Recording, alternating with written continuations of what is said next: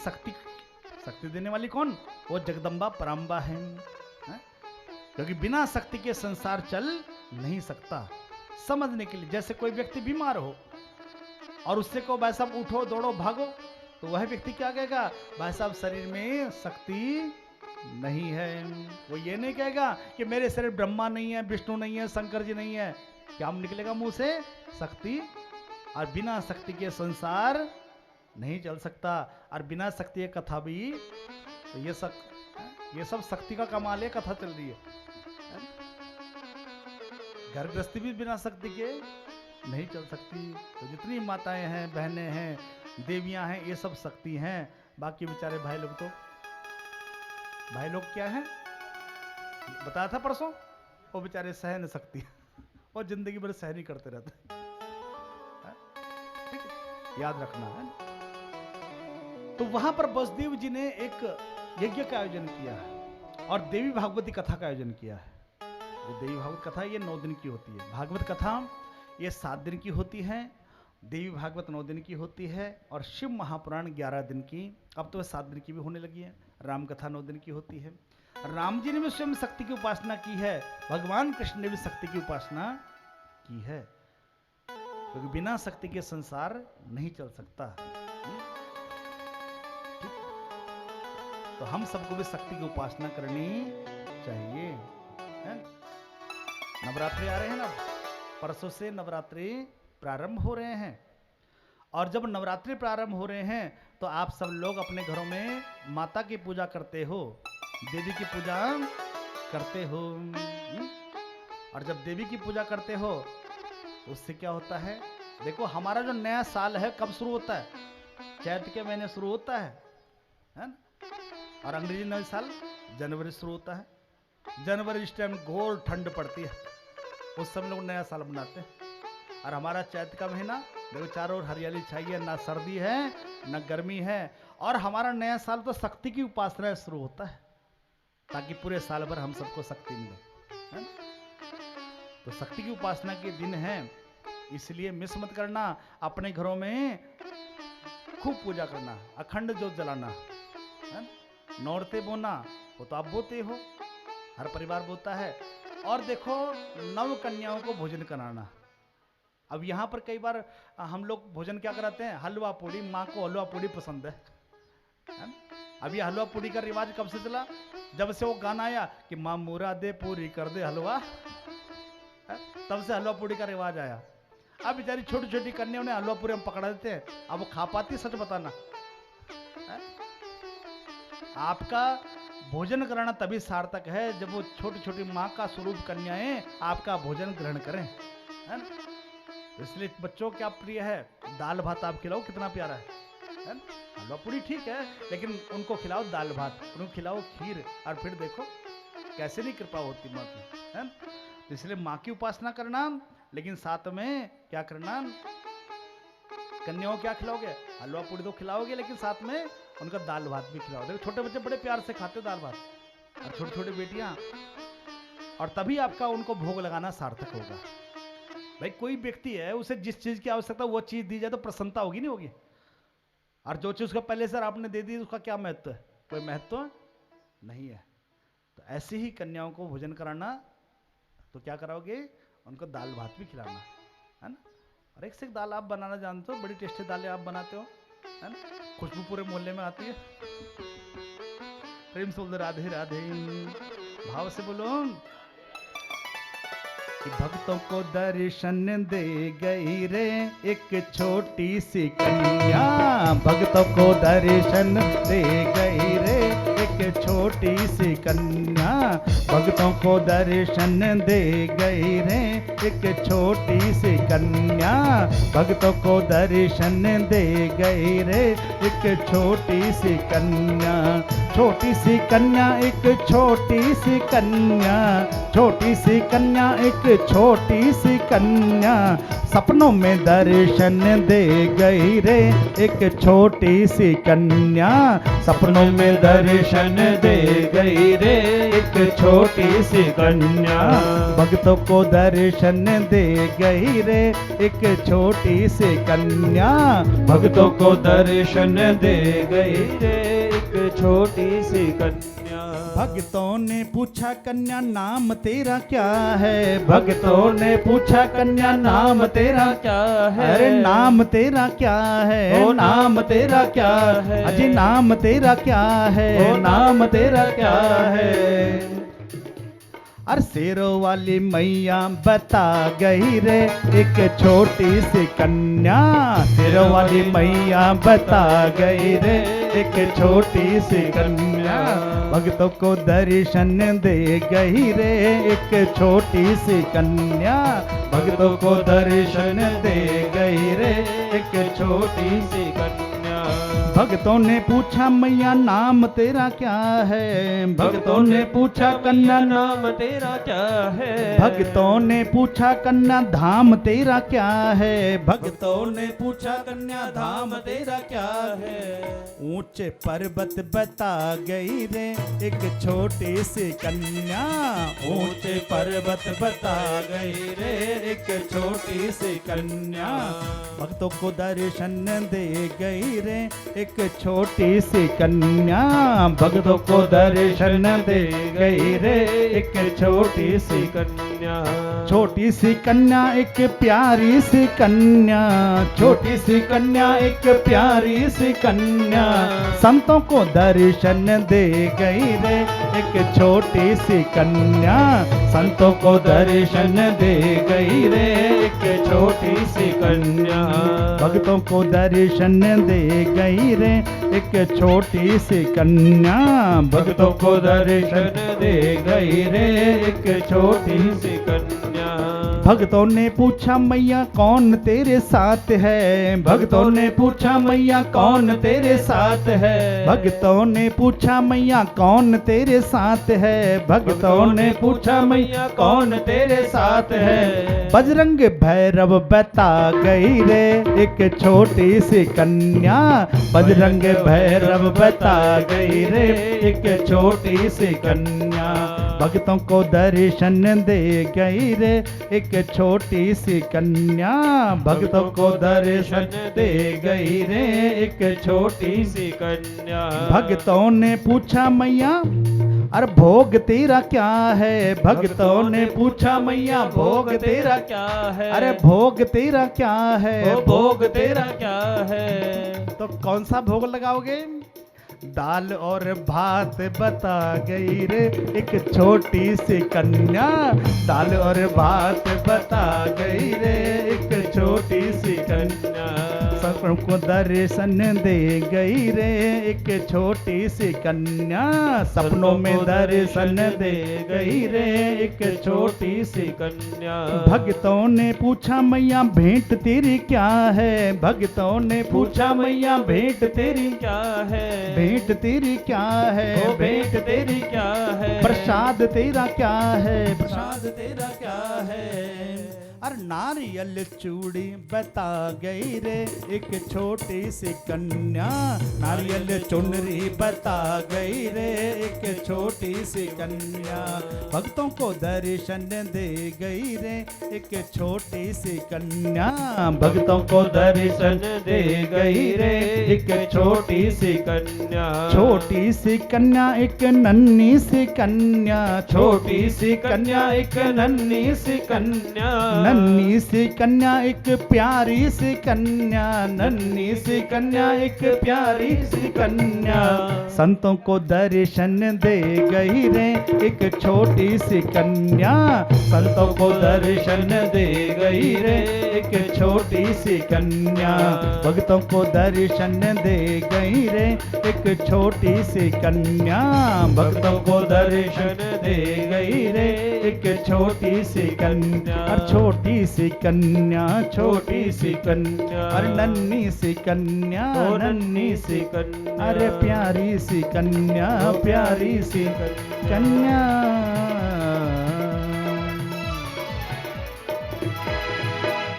बोलो जगदम्बे मैया की, प्रेम से बोल दो राधे राधे।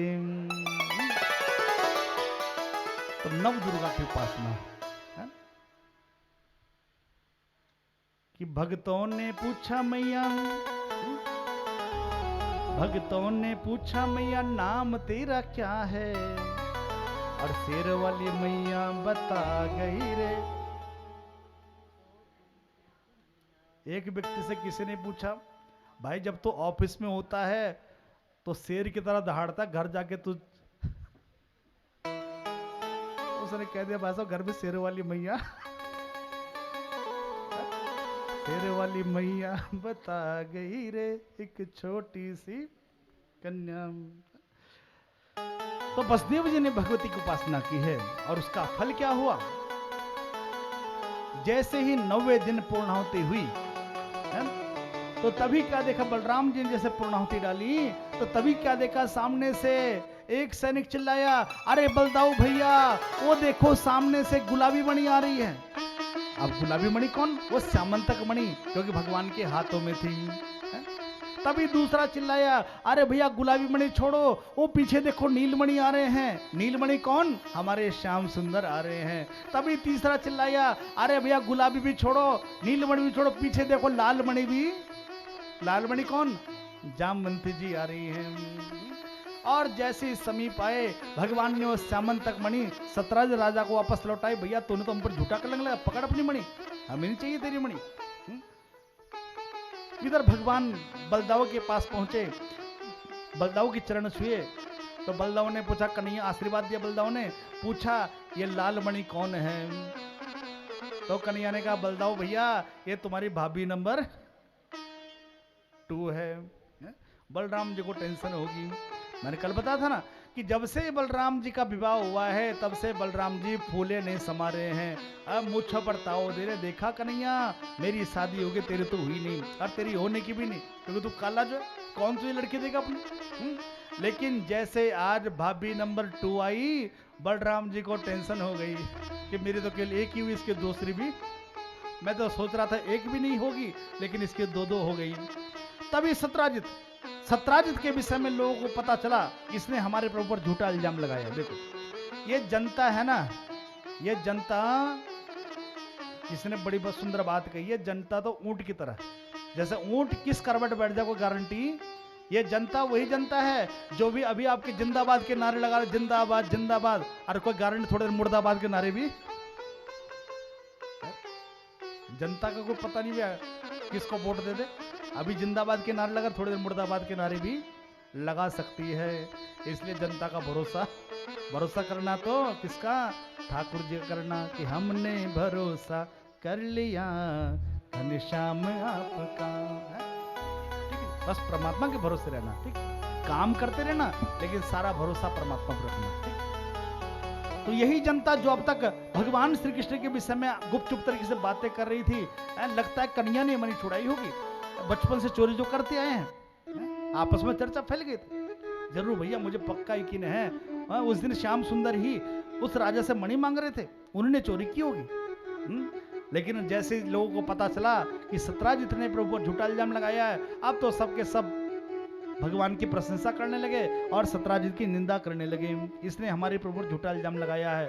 कुछ लोग कहने लगे इसे मारो, समाज से निष्कासित करो। अब सत्राजित घबराया, जाके सीधे भगवान के चरण पकड़ लिए, प्रभु मुझे क्षमा कर दीजिए। भगवान ने कहा ठीक है सत्राजित क्षमा कर दिया। नहीं प्रभु अभी आपने क्षमा नहीं किया। अरे भैया कैसे मानोगे प्रभु, जैसे जामवंत माना था। क्या मतलब, महाराज मेरी एक बेटी है उसका नाम है सत्यभामा, उसका हाथ अपने हाथ में ले लो तब मानूंगा, आपने वो क्षमा कर दिया। इधर कन्हैया चिल्लाए, बलदाऊ भैया विवाह की एक बेदी नहीं 2 बेदी बनाना कि भाभी नंबर 3 भी। इधर बलराम जी और टेंशन में, तीसरी भी होगी। बलराम जी और टेंशन में आ गए भैया, 3 शादियां। तो भगवान के 3 विवाह हो चुके, पहला रुक्मणी जी के, दूसरा जामवंती, तीसरा है सत्यभामा। चौथा विवाह भगवान का हुआ है सूर्यपुत्री यमुना है, कालिंदी, उनके साथ भगवान का चौथा विवाह हुआ है। 5वां विवाह भगवान का भद्रा के साथ में हुआ है। 6ठा विवाह मित्रवृंदा के साथ में, 7वां सत्या के साथ में और 8वां विवाह लक्ष्मणा के साथ में हुआ है। इस प्रकार भगवान के 8 विवाह हुए। ये 8 भगवान की पटरानियां हैं और गीता जी में अष्ट प्रकृति हैं जो कि भगवान की उपासना करती हैं। इधर भौमासुर नाम का एक दुष्ट राजा, जिसने 16,100 राजकुमारी को बंदी बना रखा था, मन में संकल्प लिया था कि जब ये पूरी 20,000 हो जाएंगी तब इनके साथ एक साथ विवाह करूंगा। लेकिन उन राजकुमारों की चिट्ठी छुपते छुपाते भगवान तक पहुंची। इधर भगवान को जैसे पता चला तो भगवान अपने गरुड़ पर आरूढ़ होकर के चल दिए। इधर भौमासुर को मार गिराया, ठीक, और समस्त जितने भी राजकुमार थे उन सबको मुक्त कराया। कहा कि जाओ तुम सबने घर जाओ। तो राजकुमारों ने कहा प्रभु आपने कहा कि हम अपने घर जाएं, लेकिन एक बात बताओ, इस दुष्ट राजा की कैद में हम कई सालों से हैं, क्या हमारे घर वाले हमें स्वीकार करेंगे? कभी नहीं करेंगे। है? अच्छा चलो, घर वाले ने स्वीकार कर भी दिया, क्या कोई व्यक्ति, क्या पुरुष कोई हमसे शादी करेगा? कोई शादी नहीं करेगा, क्योंकि अच्छाई 9 कोस और बुराई 100 कोस। अच्छाई 9 कोस और बुराई के पांव नहीं होते, लेकिन फिर भी 100 कोस तक पहुंच जाती है? तो प्रभु क्या हमारे माता पिता हमें स्वीकार करेंगे? क्या कोई पुरुष हमसे विवाह करेगा? और देखो यहाँ पर हम सबको एक सूत्र मिलता है। कई बार हमारी बहनें कह देती है कि महाराज ये सब नियम हम पर क्यों लागू हैं, ये पुरुषों पर या लड़कों पर क्यों नहीं लागू हैं? हमारी बहन बेटियों पर ये नियम लागू हैं। जैसे हमारी कोई बेटी घर छोड़ के चली जाए, चाहे 1 दिन के लिए जाए तो 2 दिन के लिए जाए, तो लोग आपस में अनेक तरह की बातें बनाना शुरू कर देते हैं। और बेटा चला जाए, चाहे 1 महीने की 6 महीने के लिए चला जाए, कोई चर्चा नहीं करता है। आज हम सब एडवांस हो चुके हैं, हमने अपने आप को फैशन से एडवांस कर लिया, लेकिन सोच से अभी एडवांस नहीं हुए हैं, है ना? सोच हमारी ऐसी है, संकीर्ण मानसिक, नैरो थिंकिंग, संकीर्ण मानसिकता है। फैशन भले ही एडवांस हो चुका है, कपड़े ऐसे, अब कई बार तो ये यकीन नहीं आता भिखारी ये है या भिखारी वो है। अब फटे हुए जींस के कपड़े पहन रखे हैं, एक भिखारी को तो भिखारी पता चलता है, भिखारी ये है, ये है? तो खाली फैशन करने से कोई व्यक्ति महान नहीं होता है? तो सोच एडवांस होनी चाहिए। आज हम इस भौतिकता युग में अपने आप को एडवांस दर्शाना चाहते हैं, लेकिन सोच एडवांस नहीं हुई। तो कई बार यह नियम हमारी बहनों पर क्यों लागू होते हैं, आइए समझते हैं क्यों लागू होते हैं। जैसे आपको कहीं से कोई हीरा मिल जाए तो उस हीरे को कहां रखोगे? हीरे को कहां रखोगे? घर में है? अलमारी में, गोदरेज के अलमारी में सजा कर रखोगे ना। और कहीं से आपको कोई तांबा मिल जाए, लोहा मिल जाए, उसे कहां रखोगे? लोहा लंगड़ मिल जाए, कहां रखोगे? पड़ा रहेगा हमारे पीछे। तो अब समझो कि हमारी बेटियां, हमारी बहनें ये हीरा हैं, हीरा। और हमारे लड़के लोग, भाई कुछ कहा मैंने? मैं तो कुछ कह ही नहीं सकता, मैं समझाता कम हूं, आप ज्यादा समझ जाते, इतने इंटेलिजेंट भक्त। ठीक है, तो हमारी बहनें और बेटियां ये कौन है? प्रसन्नता नहीं हो? प्रशंसा सुन के अपनी तारीफ सुन, खुशी नहीं हुई? तो जरा ताली बजाओ अपने लिए। खुशी नहीं हुई? अच्छा क्या बनना, हीरा नहीं बनना चाहते? ठीक है, तो हमारी बहनें क्या है? हीरा। और देखो कि पानी से पानी मिले और मिले कीच से कीच, और अच्छे को अच्छा मिले और मिले नीच को। पानी हमेशा पानी में मिलकर खुश होता है, कीचड़ हमेशा कीचड़ में मिलकर खुश होता है। तो ऐसे ही हीरा हमेशा हीरे से ही मिलता है। हीरा हमेशा, तो हीरा कौन? कि किसी के कान में हीरा, किसी की नाक में हीरा, हमें हीरों से मतलब क्या, हमारे श्याम है, हमारे श्याम है। अच्छा देखो, भगवान की कथा सुनने कौन आता है? माताएं बहनें ज्यादा आती हैं। हमारे भाई लोग आते तो हैं लेकिन कम आते हैं, क्योंकि उनको दो दुकान भी देखनी है, ऑफिस भी देखना है, घर भी देखना है ना? तो हीरा हमेशा हीरे से ही मिलता है ना? तो हमारे ठाकुर जी भी हीरा है। ठीक, कथा सुनने कौन आती हैं? हमारी माताएं बहनें ही ज्यादा आती हैं। ठीक, तो इसलिए भक्त भी हमेशा यही गाते हैं कि मेरे श्याम सलोने सरकार बना दो बिगड़ी मेरी, कि मेरे बांके बिहारी सरकार बना दो बिगड़ी मेरी। आते हो ना कथा में, तो क्या प्रार्थना करते हो? यही तो प्रार्थना करते, प्रभु मेरी भी बिगड़ी बन जाए और मेरे परिवार का भी उद्धार, है ना? तो जरा गाते हैं क्या हम? ओ मेरे बांके बिहारी सरकार बना दो बिगड़ी मेरी, मेरे बांके बिहारी सरकार बना दो बिगड़ी मेरी। देखो ऐसा नहीं, बड़े प्यार, तो पीछे वाले भी हैं, थोड़ा ताली बजाकर सेवा करना। ओ मेरे बांके बिहारी सरकार बना दो बिगड़ी मेरी, हो मेरे बांके बिहारी सरकार बना दो बिगड़ी मेरी, बिगड़ी मेरी शाम बिगड़ी मेरी, बिगड़ी मेरी शाम बिगड़ी मेरी, बिगड़ी मेरी शाम बिगड़ी मेरी, बिगड़ी मेरी शाम बिगड़ी मेरी। ओ मेरे बांके बिहारी सरकार बना दो बिगड़ी मेरी, हो मेरे बांके बिहारी सरकार बना दो बिगड़ी मेरी, ओ मेरे बांके बिहारी सरकार बना दो बिगड़ी मेरी, मेरे बांके बिहारी सरकार बना दो बिगड़ी मेरी। देखो अभी आप गाते रहो, लेकिन जिस हिसाब से आप करो मुझे आनंद नहीं आ रहा। सच बताने का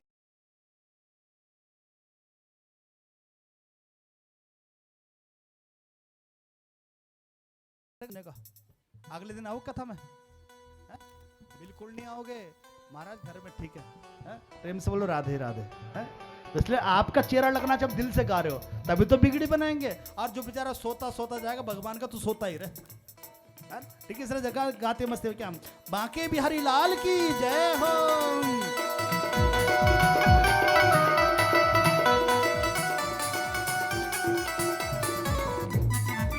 श्री राधे जय हो।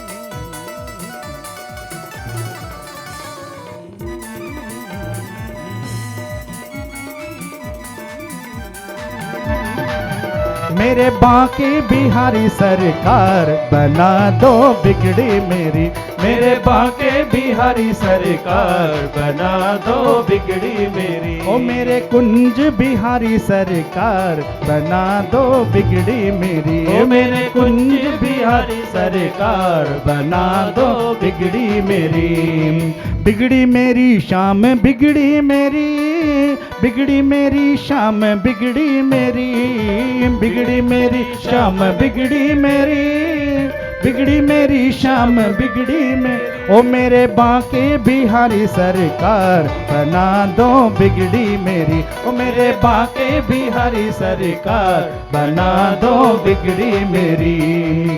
अर्जी मेरी है मर्जी तुम्हारी, वृंदावन के बांके बिहारी, वृंदावन के बांके बिहारी, वृंदावन के बांके बिहारी।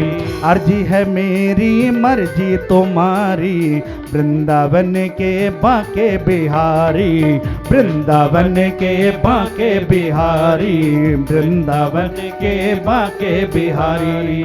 ओ मेरे जीवन के आधार, ओ मेरे जीवन के आधार बना दो बिगड़ी मेरी, हो मेरे जीवन के आधार बना दो बिगड़ी मेरी, ओ मेरे श्याम सलोने सरकार बना दो बिगड़ी मेरी, ओ मेरे श्याम सलोने सरकार बना दो बिगड़ी मेरी। अब बिगड़ी मेरी शाम बिगड़ी मेरी, बिगड़ी मेरी शाम बिगड़ी मेरी, बिगड़ी मेरी शाम बिगड़ी मेरी, बिगड़ी मेरी शाम बिगड़ी मेरी। ओ मेरे बांके बिहारी सरकार बना दो बिगड़ी मेरी। ओ मेरे बांके बिहारी सरकार बना दो बिगड़ी मेरी। ओ मेरे कुंज बिहारी सरकार बना दो बिगड़ी मेरी। ओ मेरे कुंज बिहारी सरकार बना दो बिगड़ी। बांके बिहारी लाल की जय हो। हरि जय हो। राधा रानी सरकार की जय हो।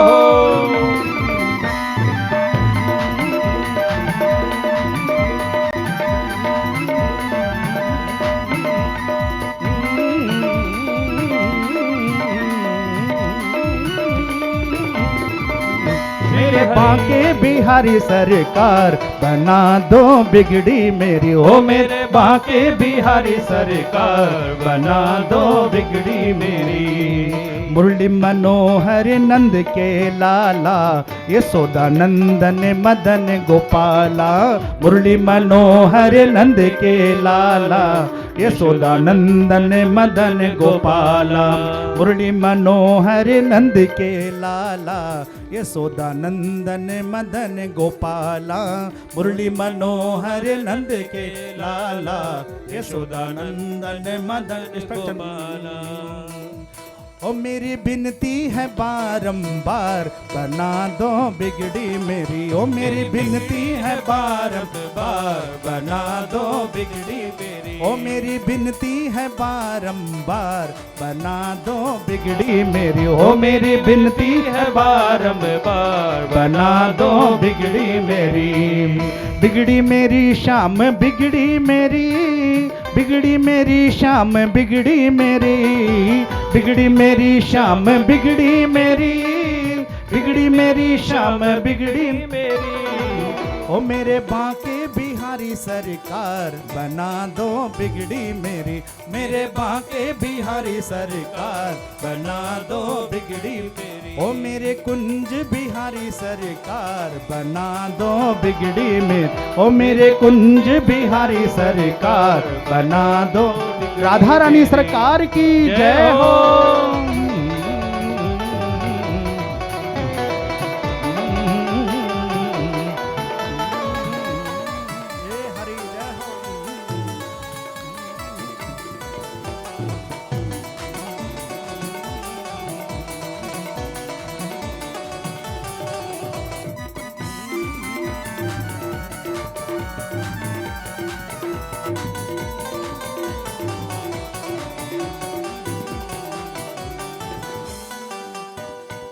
सुना है जो तेरी शरण में आए उसके सब दुखड़े मिट जाए। सुना है जो तेरी शरण में आए उसके सब दुखड़े मिट जाए। सुना है जो तेरी शरण में आए उसके सब दुखड़े मिट जाए। सुना है जो तेरी शरण में आए उसके सब दुखड़े मिट जाए। तेरे भक्त करें पुकार बना दो बिगड़ी मेरी। ओ तेरे भक्त करें हैं पुकार बना दो बिगड़ी मेरी। ओ तेरे भक्त करे हैं पुकार बना दो बिगड़ी मेरी। ओ तेरे भक्त करे हैं पुकार बना दो बिगड़ी मेरी। बिगड़ी मेरी शाम बिगड़ी मेरी, बिगड़ी मेरी शाम बिगड़ी मेरी।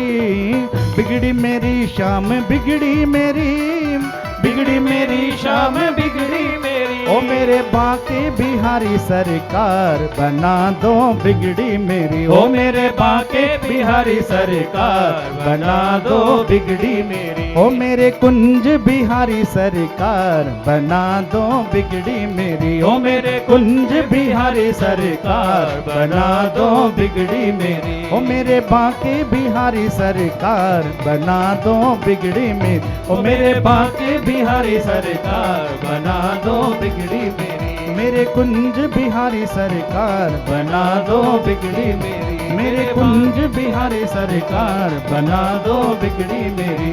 बना दो बिगड़ी मेरी, बना दो बिगड़ी मेरी, बना दो बिगड़ी मेरी।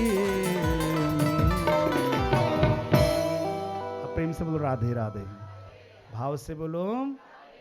तो हीरा हमेशा हीरे से ही मिलता है। तो आप सब भी हीरा हैं, और जब ठाकुर जी के दरबार में बैठते हो तो क्या मांगते हो कि मेरे बांके बिहारी सरकार बना दो बिगड़ी मेरी, कि बिगड़ी मेरी शाम बिगड़ी मेरी, बिगड़ी मेरी शाम बिगड़ी मेरी, ओ मेरे कुंज बिहारी सरकार बना दो बिगड़ी मेरी, ओ मेरे कुंज बिहारी सरकार बना दो बिगड़ी मेरी, ओ मेरे बांके बिहारी सरकार बना दो बिगड़ी मेरी।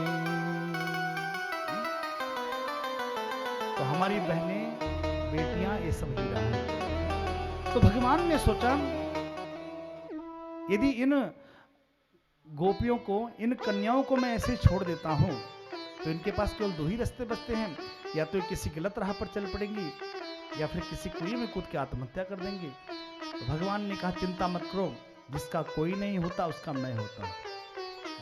और भगवान ने फिर उन सबसे विवाह किया है। इस प्रकार भगवान के विवाह हो गए 16,108। और 16,108 विवाह होने के पश्चात भी भगवान के परिवार में बड़ी शांति है, बड़ा प्रेम है, स्नेह है, क्योंकि हर रानी के हृदय में एक ही बात है कि ये मेरी छोटी बहन है, ये सौतन नहीं है, ये मेरी छोटी बहन है। अब देखो हमारे यहाँ विवाह होते हैं और एक में एक क्रांति मची रहती है, एक में ही रोजाना।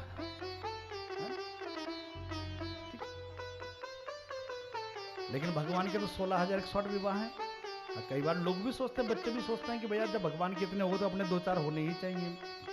तो भैया पहले एक कोई झेल ले, एक ने सुबह शाम तक तुझे काम पे लगा रखा है, अगर 2-2 हो जाएंगे तो रात को भी काम पे, रात को फैक्ट्री में लगा रहे है ना। तो एक में शांति है, 2 में भ्रांति है और 3 में क्रांति है। 2 में भ्रांति क्यों है कि पहले वाले सोचे कि शायद मुझसे ज्यादा स्नेह करते हैं और दूसरे वाले सोचे शायद मुझसे ज्यादा।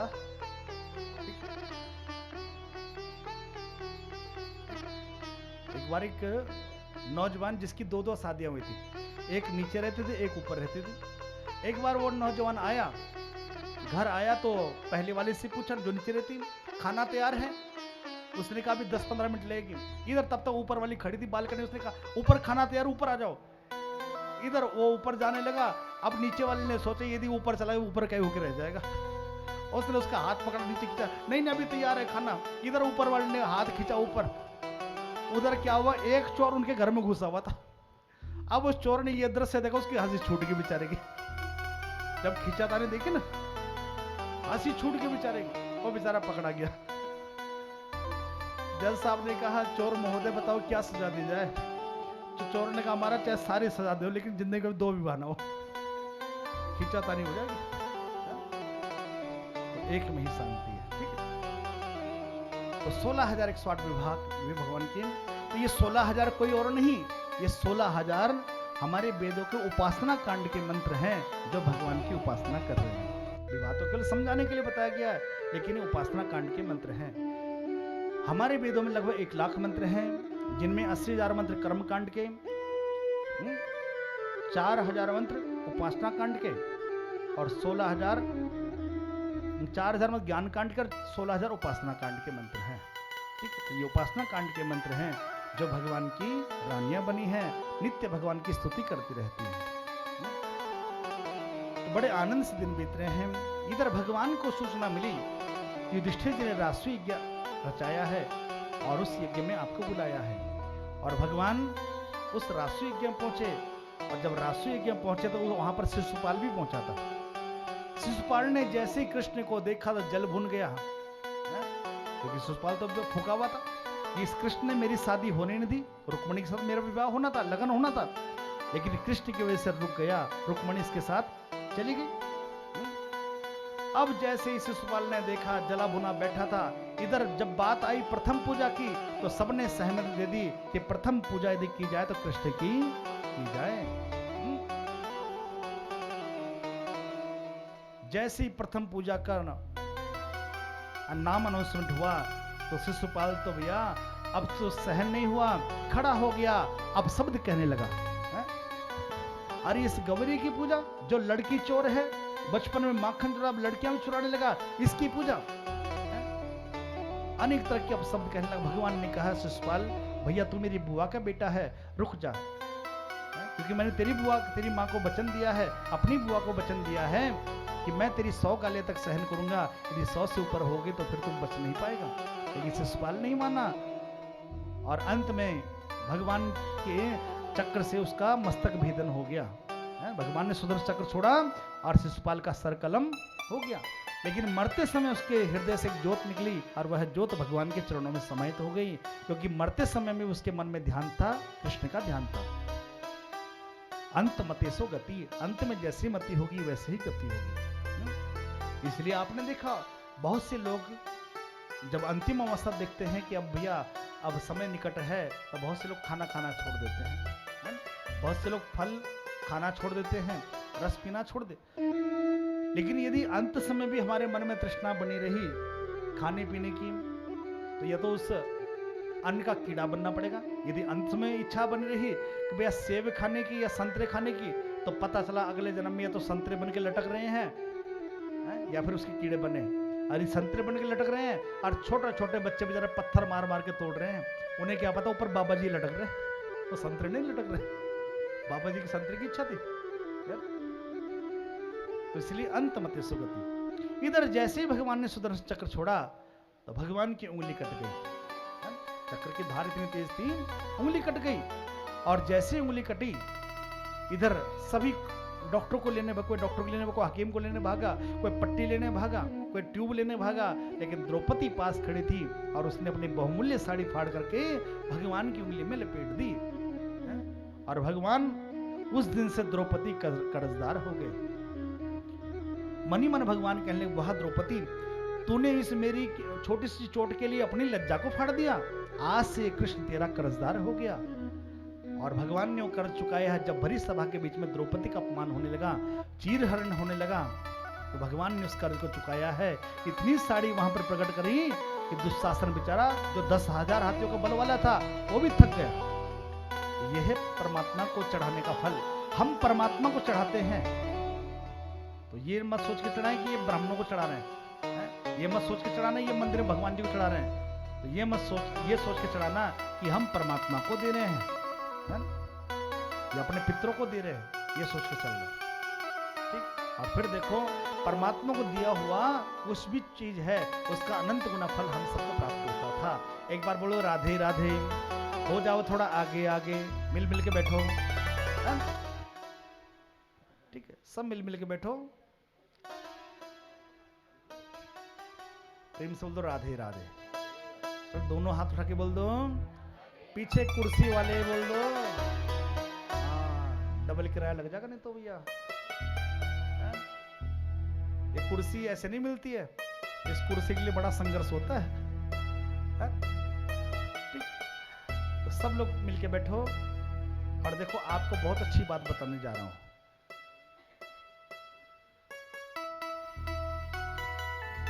प्रेम से बोल दो राधे राधे। दोनों हाथ उठा के बोलो, पीछे वाले बोल दो और बड़े बड़े हाथ उठाओ।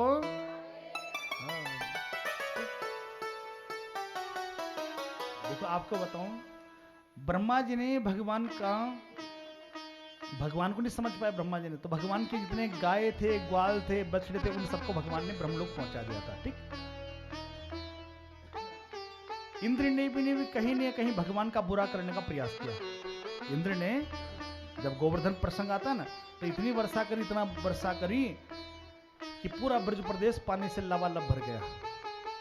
अब देखो क्षमा मांगने दोनों के दोनों आए, ब्रह्मा जी भी आए और इंद्र भी क्षमा मांगने आया। लेकिन भगवान ने इंद्र को क्षमा कर दिया लेकिन ब्रह्मा को क्षमा नहीं किया। क्यों नहीं किया? क्योंकि ब्रह्मा ने तोड़ने का काम किया है और इंद्र ने जोड़ने का काम किया है। ब्रह्मा ने जितने गाय थे, ग्वाल थे, बछड़े थे, उन सबको दूर कर दिया था। इसलिए भगवान ने ब्रह्मा जी को क्षमा नहीं किया और इंद्र ने जोड़ने का काम किया है। जितने गाय थे, ग्वाल थे, बछड़े थे, सबको एक पर्वत के नीचे, गोवर्धन पर्वत के नीचे ले आए थे। लेकिन भगवान ने इंद्र को क्षमा, जबकि बुरा दोनों ही करना चाह रहे थे, लेकिन एक को माफी मिल गई, दूसरे को माफी। तो इसलिए ध्यान रखना, जो जोड़ने वाला होता है वो बड़ा होता है, और जो तोड़ने वाला होता है वह निंदनीय होता है। तो आज यहाँ पर हमारे परमादरणीय श्री श्रीचंद्र पाल जी, जिनके माध्यम से आज हम एक छत के नीचे बैठे हैं, समस्त भेदभाव भूल के बैठे हैं, तो बड़ा भगवान प्रसन्न होंगे नहीं होंगे बताओ, क्योंकि सबको जोड़ने का कार्य किया है।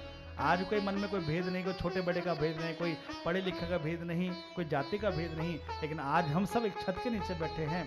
तो आज पाल परिवार ने सबको जोड़ने का काम किया है, तो जो जोड़ता है वो बड़ा होता है, भगवान उसे अपने सिर माथे बिठाते हैं, और जो तोड़ने का काम करते हैं, देखा ना हमने दर्ज किया, कैंची बेचारी चरणों में पड़ी और सुई कान के पास लगी हुई है।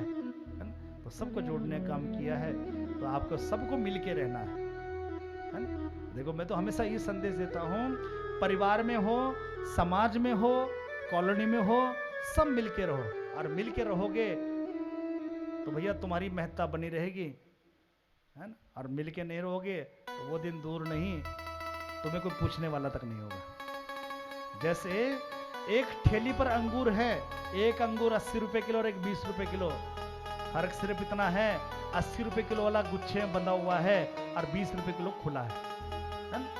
तो अपनी कीमत आपको कैसे बढ़ानी है, आपकी कॉलोनी की कीमत, परिवार की कीमत कैसे बढ़ानी है, आपको मिलके रहना है, तो आपकी परिवार की कीमत बढ़ जाएगी, कॉलोनी की कीमत बढ़ जाएगी। ठीक है जी, तो मिलके रहना है। एक बार बोल दो राधे राधे, पीछे वाले बोल दो भाई, यही मुंडी इलाके सुन रहे हो, बिल्कुल सही कह रहा महाराज। और जहां कथा विराम हुई, ठंडी ठंडी हवा लगी, सब भूल जाओगे। ऐसा देखने में आता है, लेकिन प्रयास करना चाहिए हम इस कथा को सुनने तो कुछ अच्छी बातें अपने जीवन में उतारें, और जब अच्छी बातें उतारोगे तो कुछ ना कुछ तो ज्ञान मिलेगा ही ना। ये कथा हम सबको जोड़ना सिखाती है, तोड़ना कभी नहीं सिखाती, मिलके रहो। तो भगवान के लिए हम थोड़ा भी करते हैं तो परमात्मा अनंत गुना हमें वापस लौटाते हैं। तो जब प्रथम पूजा भगवान की गई तो भगवान ने सबकी जिम्मेदारी लगाई है। सबसे पहले जिम्मेदारी लगा किसकी? यज्ञ में दान दिया जाता है, तो दान देने की जिम्मेदारी किससे लगाई? और लगाई दुर्योधन की और कर्ण की। लेकिन किसी ने ऑब्जेक्शन उठाया, महाराज ये दोनों तो पांडवों के शत्रु हैं, ये तो सारा खजाना खाली कर देंगे, ये तो सारा लुटा देंगे। तो भगवान ने कहा भैया चिंता मत करो, यज्ञ में जितना दान दिया जाता है उतना ही अनंत गुना होकर के हमारे पास वापस आता है, उतना ही अनंत गुना होकर के हमारे पास वापस आ जाता है। ठीक है, तो जैसे कोई भी यज्ञ है, अब यज्ञ केवल ये मत समझना, यज्ञ कर केवल वो मत समझ स्वाहा स्वा, यज्ञ कर तो मैं बता चुका हूं, किसी रोते हुए के आंसू पोंछना वो भी यज्ञ है। ठीक है, किसी रोते हुए को हंसाना वो भी यज्ञ है। कहीं कोई गरीब कन्या है, उसके विवाह में हम सहयोग करें वो भी यज्ञ है। कोई बच्चा पढ़ना चाहता है, उसको हम उसकी फीस दे रहे हैं, किताबें ला रहे हैं, वो भी यज्ञ है। कहीं प्याऊ आपने बनवा दिया वो भी यज्ञ है। आपने मिलकर कहीं भंडारा कर दिया वो भी यज्ञ है ना। एक महिला पहुंची कि महाराज, बहुत गरीब महिला थी बेचारी, तो महाराज मैं भी भंडारा करना चाहती हूँ, मैं भी कुछ सहयोग करना चाहती हूँ, लेकिन मेरे पास तो केवल 2 रुपए हैं, मैं भी सहयोग करना चाहती हूँ। अब बताओ 2 रुपए में क्या आ सकता है? 2 रुपए ना चीनी आ सके ना चावल, आटा भी कितना आएगा। तो मैंने माता चिंता मत करो, आज आपके 2 रुपए से भंडारा होगा। बस आप क्या करो, बाजार जाओ और 2 रुपए की नमक की थैली, नमक की डली ले आओ, भंडारा हो जाएगा। देखो नमक सब्जी मिल गया तो समझो भंडारा हो गया। 2 रुपए में भंडारा हो सकता, वो भी यज्ञ है। तो दुर्योधन की ड्यूटी लगाई और कर्ण की ड्यूटी लगाई दान देने की। दूसरी ड्यूटी लगाई समिधा लाने की। नकुल सहदेव की ड्यूटी लगाई समिधा लाने की। फिर ड्यूटी लगाई भोजन बनाने की, तो भोजन बनाने ड्यूटी लगा किसकी? द्रौपदी की। हाँ? क्योंकि भोजन बढ़िया बना होगा तो खाने वाले को भी स्वाद आएगा, और भोजन में थोड़ा सा नमक मिर्च मसाला तेज हो गया तो सारा टेस्ट गड़बड़ हो जाएगा, है ना। अब देखो इस भोजन से हमको बहुत कुछ सीखने को मिलता है। ये जो भोजन बनाते हो ना, घर में सब्जी बनाते हो, इससे बहुत कुछ सीखने को मिलता है। अब ये सब्जी के, हमारा जीवन भी एक सब्जी की तरह है। जैसे आपने सब्जी में सारे मसाले डाल दिए, यहां तक कि देसी घी भी डाल दिया, सब कुछ डाल दिया, लेकिन नमक नहीं डाला तो सारी सब्जी का स्वाद बेकार है। ऐसे ही जीवन में मैंने बहुत सारी चीजें इकट्ठी कर ली हैं, कोठी बंगला मकान दुकान इकट्ठा कर लिया है, लेकिन जीवन में थोड़ा भक्ति नहीं है तो वो जीवन भी बेकार है ना? ये सब्जी कहीं ना कहीं हम सबको शिक्षा देके जाती है। तो भंडारा अच्छा बना होगा तो भोजन करने वालों को भी आनंद आएगा, है ना? तो ड्यूटी किसकी लगाई? द्रौपदी की। द्रौपदी कौन है? पांचाली, पंजाब देश की रहने वाली है। और पंजाब के लोग देखा आपने कैसे टेंशन फ्री रहते हैं, मोटा खाना मोटा पीना, कोई टेंशन नहीं लेते, है? मक्की दी रोटी, सरसों दा साग और लस्सी दा गिलास, बस मस्त। और गिलास भी इतना छोटा नहीं, इतना बड़ा गिलास, कम से कम 0.25 लीटर 1 लीटर गिलास होगा लगभग। बताओ पी सकते हो, और टेंशन फ्री रहते हैं। यदि आपके गोविंदगढ़ से कोई पतला दुबला व्यक्ति 6 महीने के लिए, साल भर के लिए पंजाब चला जाए, और जब आएगा ना वापस, तो बच्चे पहचानने से इनकार करेंगे, हमारे पापा तो है ही नहीं, हमारे पापा बिल्कुल ऐसा पतले दुबले से, है ना? क्योंकि टेंशन फ्री रहते हैं। आप लोगों को तो बोलना पड़ता है, भैया भजन बोलो, ताली बजा लो, चेहरा बिल्कुल मायूसी मत रखो, लेकिन वहाँ बोलना नहीं पड़ता।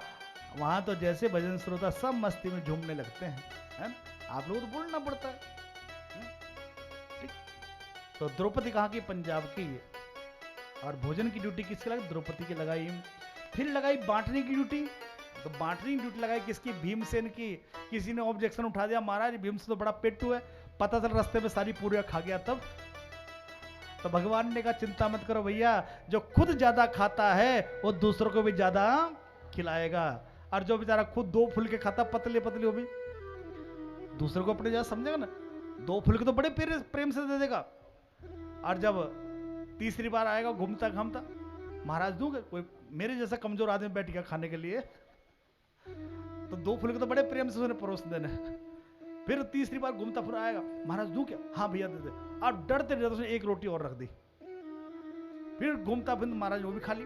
फिर घूमता घूमता महाराज 1 रुक दो, हाँ भैया दे दे।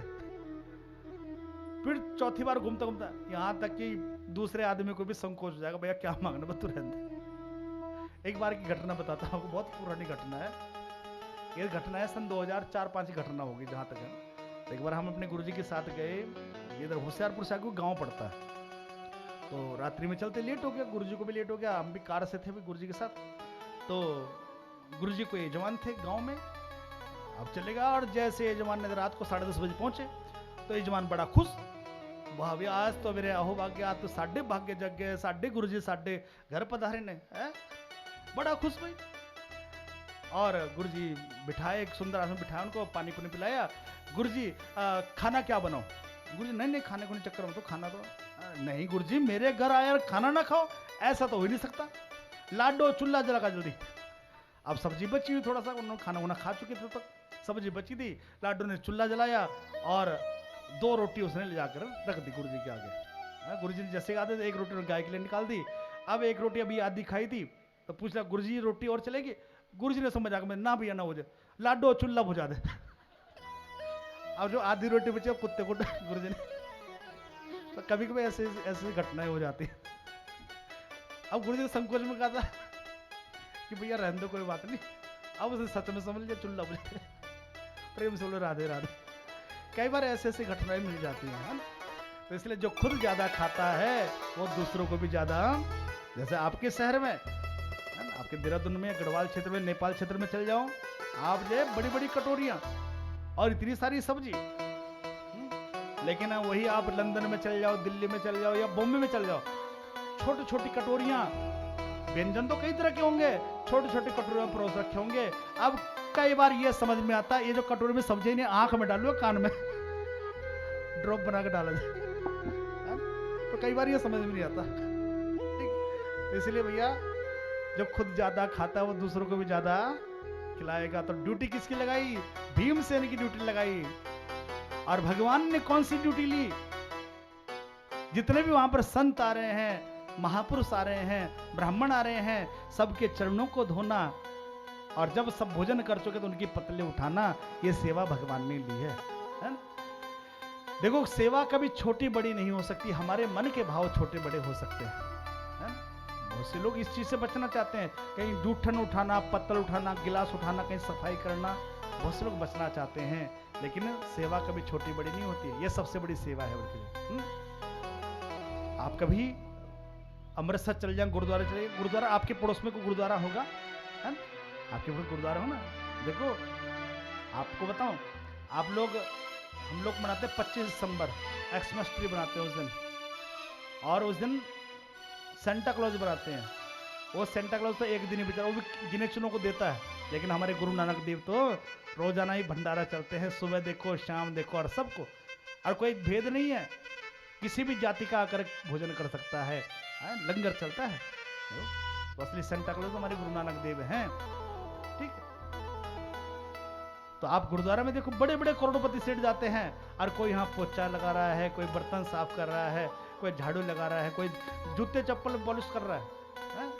इसलिए सेवा कभी छोटी, सेवा के लिए कहना नहीं पड़ता, सेवा तो खुद करनी चाहिए। कि कोई कह के सेवा करी तो भैया क्या करना, जो आपको काम दिखे तुरंत अपना कर डालो। पहले जमाने में ऐसी बहुएं होती थी कि सामने काम नजर आ रहा है, सास को कहने की जरूरत नहीं पड़ती तुरंत। अब आजकल तो कहना पड़ता, बहू ये कर ले, जोर से भी नहीं कह सकते बहू को, बेटी ये काम कर ले, है ना? तो आज की सास डरती है, पहले जमाने तो बहुत डरती थी कि सास पता नहीं कैसी मिलेगी, आजकल सास डरती है, बड़े प्यार से कहते बेटी, प्रेम से बोलो राधे राधे, भाव से बोलो। इसलिए सेवा हो तो हमारी ठाकुर जैसी हो, इसलिए हम सबको सेवा करनी है। और कहना है क्या?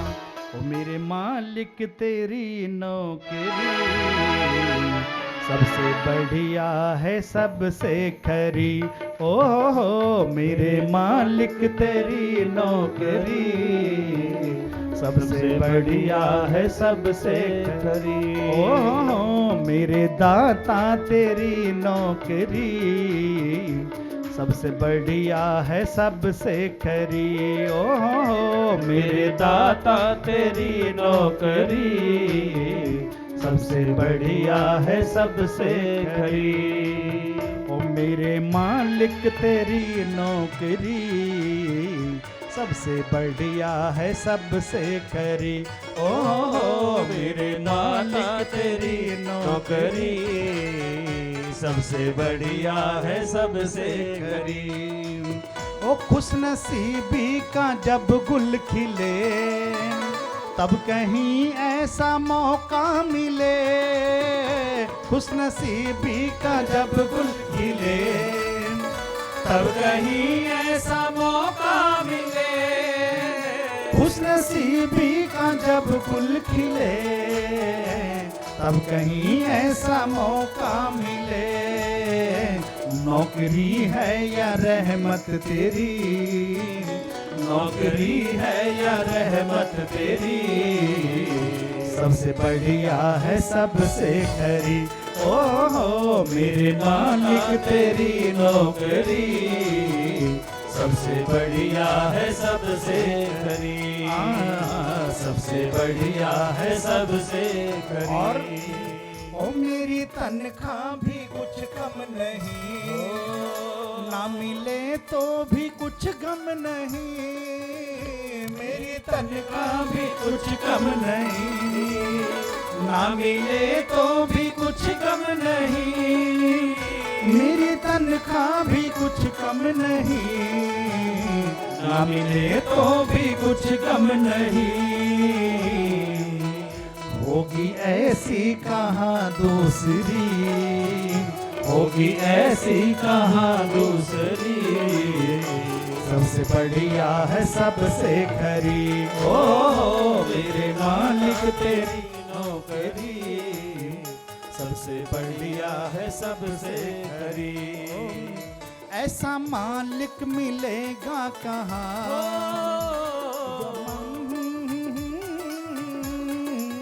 ओ ऐसा मालिक मिलेगा कहाँ, हर किसी पे जो है मेहरबान। ऐसा मालिक मिलेगा कहाँ, हर किसी पे जो है मेहरबान। ऐसा मालिक मिलेगा कहाँ, हर किसी पे जो है मेहरबान। कर दिया मुश्किलों से बरी, कर दिया मुश्किलों से बरी, सबसे बढ़िया है सबसे खरी। ओ मेरे मालिक तेरी नौकरी, सबसे बढ़िया है सबसे खरी। सबसे बढ़िया है सबसे खरी, सबसे बढ़िया है सबसे खरी। सबसे बढ़िया है सबसे खरी, सबसे बढ़िया है सबसे खरी।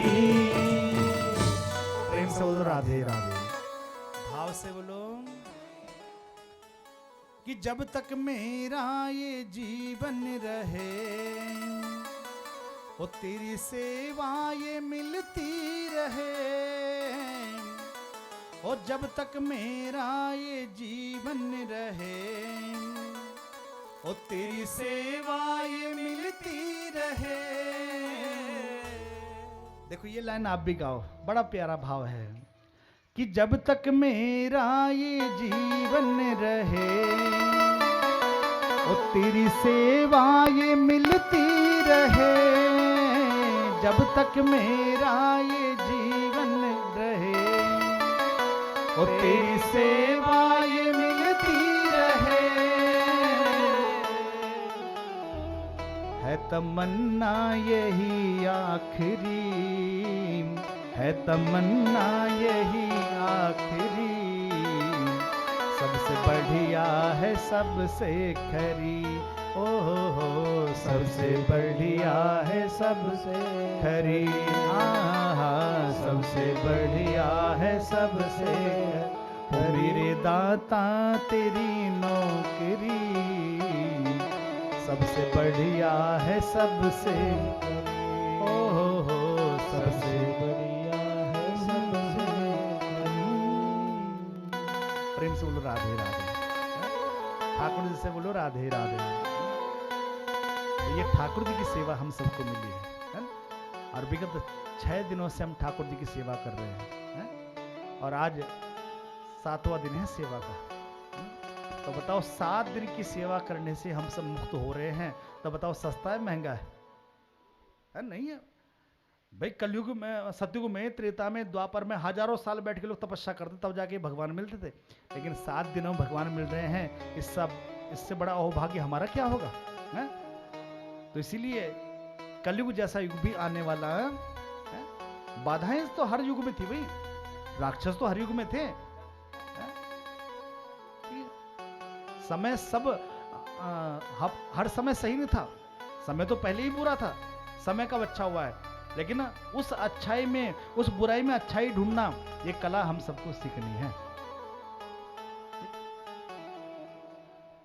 तो मेरे दाता तेरी नौकरी, सबसे बढ़िया है सबसे खरी। मेरे मालिक तेरी नौकरी, सबसे बढ़िया है सबसे खरी। ओ हो सबसे बढ़िया है सबसे खरी।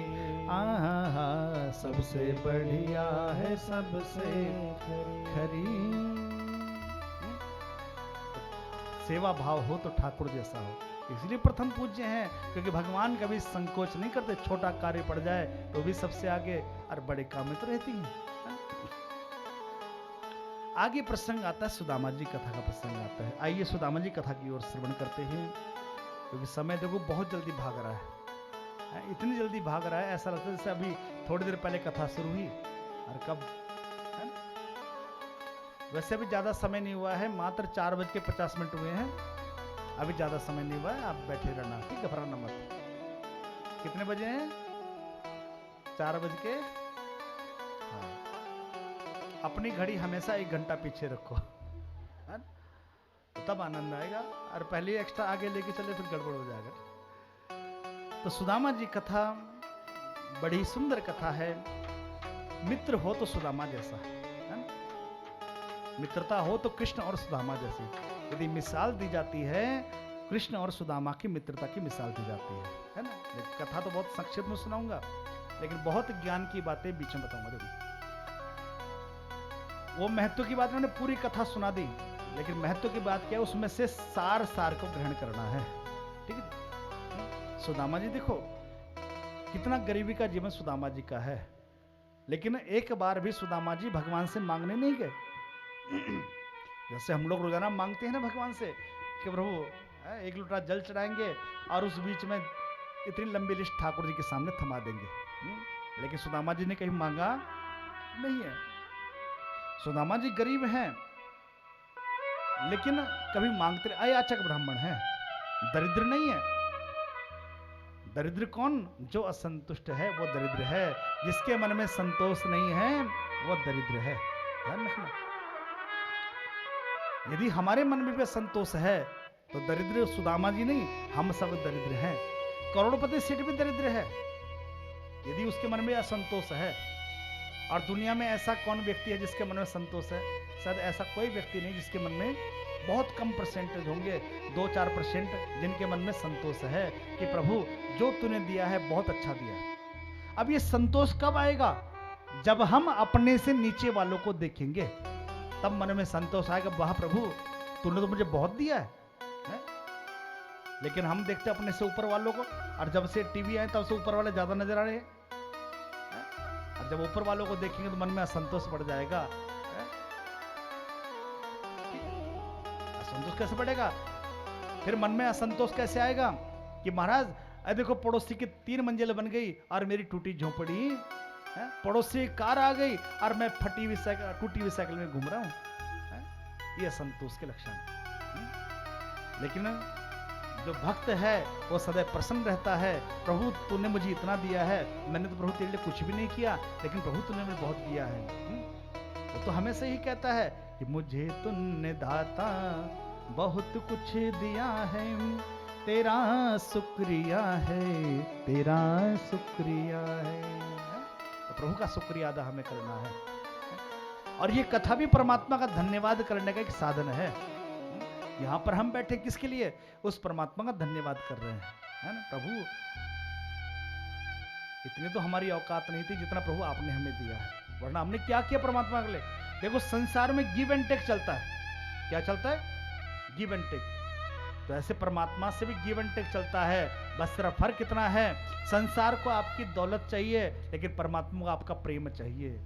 कि राम ही केवल प्रेम प्यारा, कि जान ले वो सोई जान निहारा। लेकिन हमारा प्रेम तो संसार से है ना, जो लेते उनसे ज्यादा प्रेम है ना? ठीक है, संसार वाले ले भी रहे हैं और दे क्या रहे हैं? कुछ भी नहीं दे रहे। लेकिन सुदामा जी का प्रेम देखो, परमात्मा से कितना प्रेम है, कभी मांगते नहीं है, जो दिया है उसी में खुश हैं। घर में 3 बालक हैं। एक बार ऐसा समय आया कि बच्चे बेचारे भूख से बिलखने लगे। सुदामा जी की पत्नी सहन नहीं हुआ, कहा कि स्वामिन अब मुझसे और नहीं झेला जाता, हम दोनों चलो भूख सहन कर लें, लेकिन अब और बच्चों की भूख बर्दाश्त नहीं होती।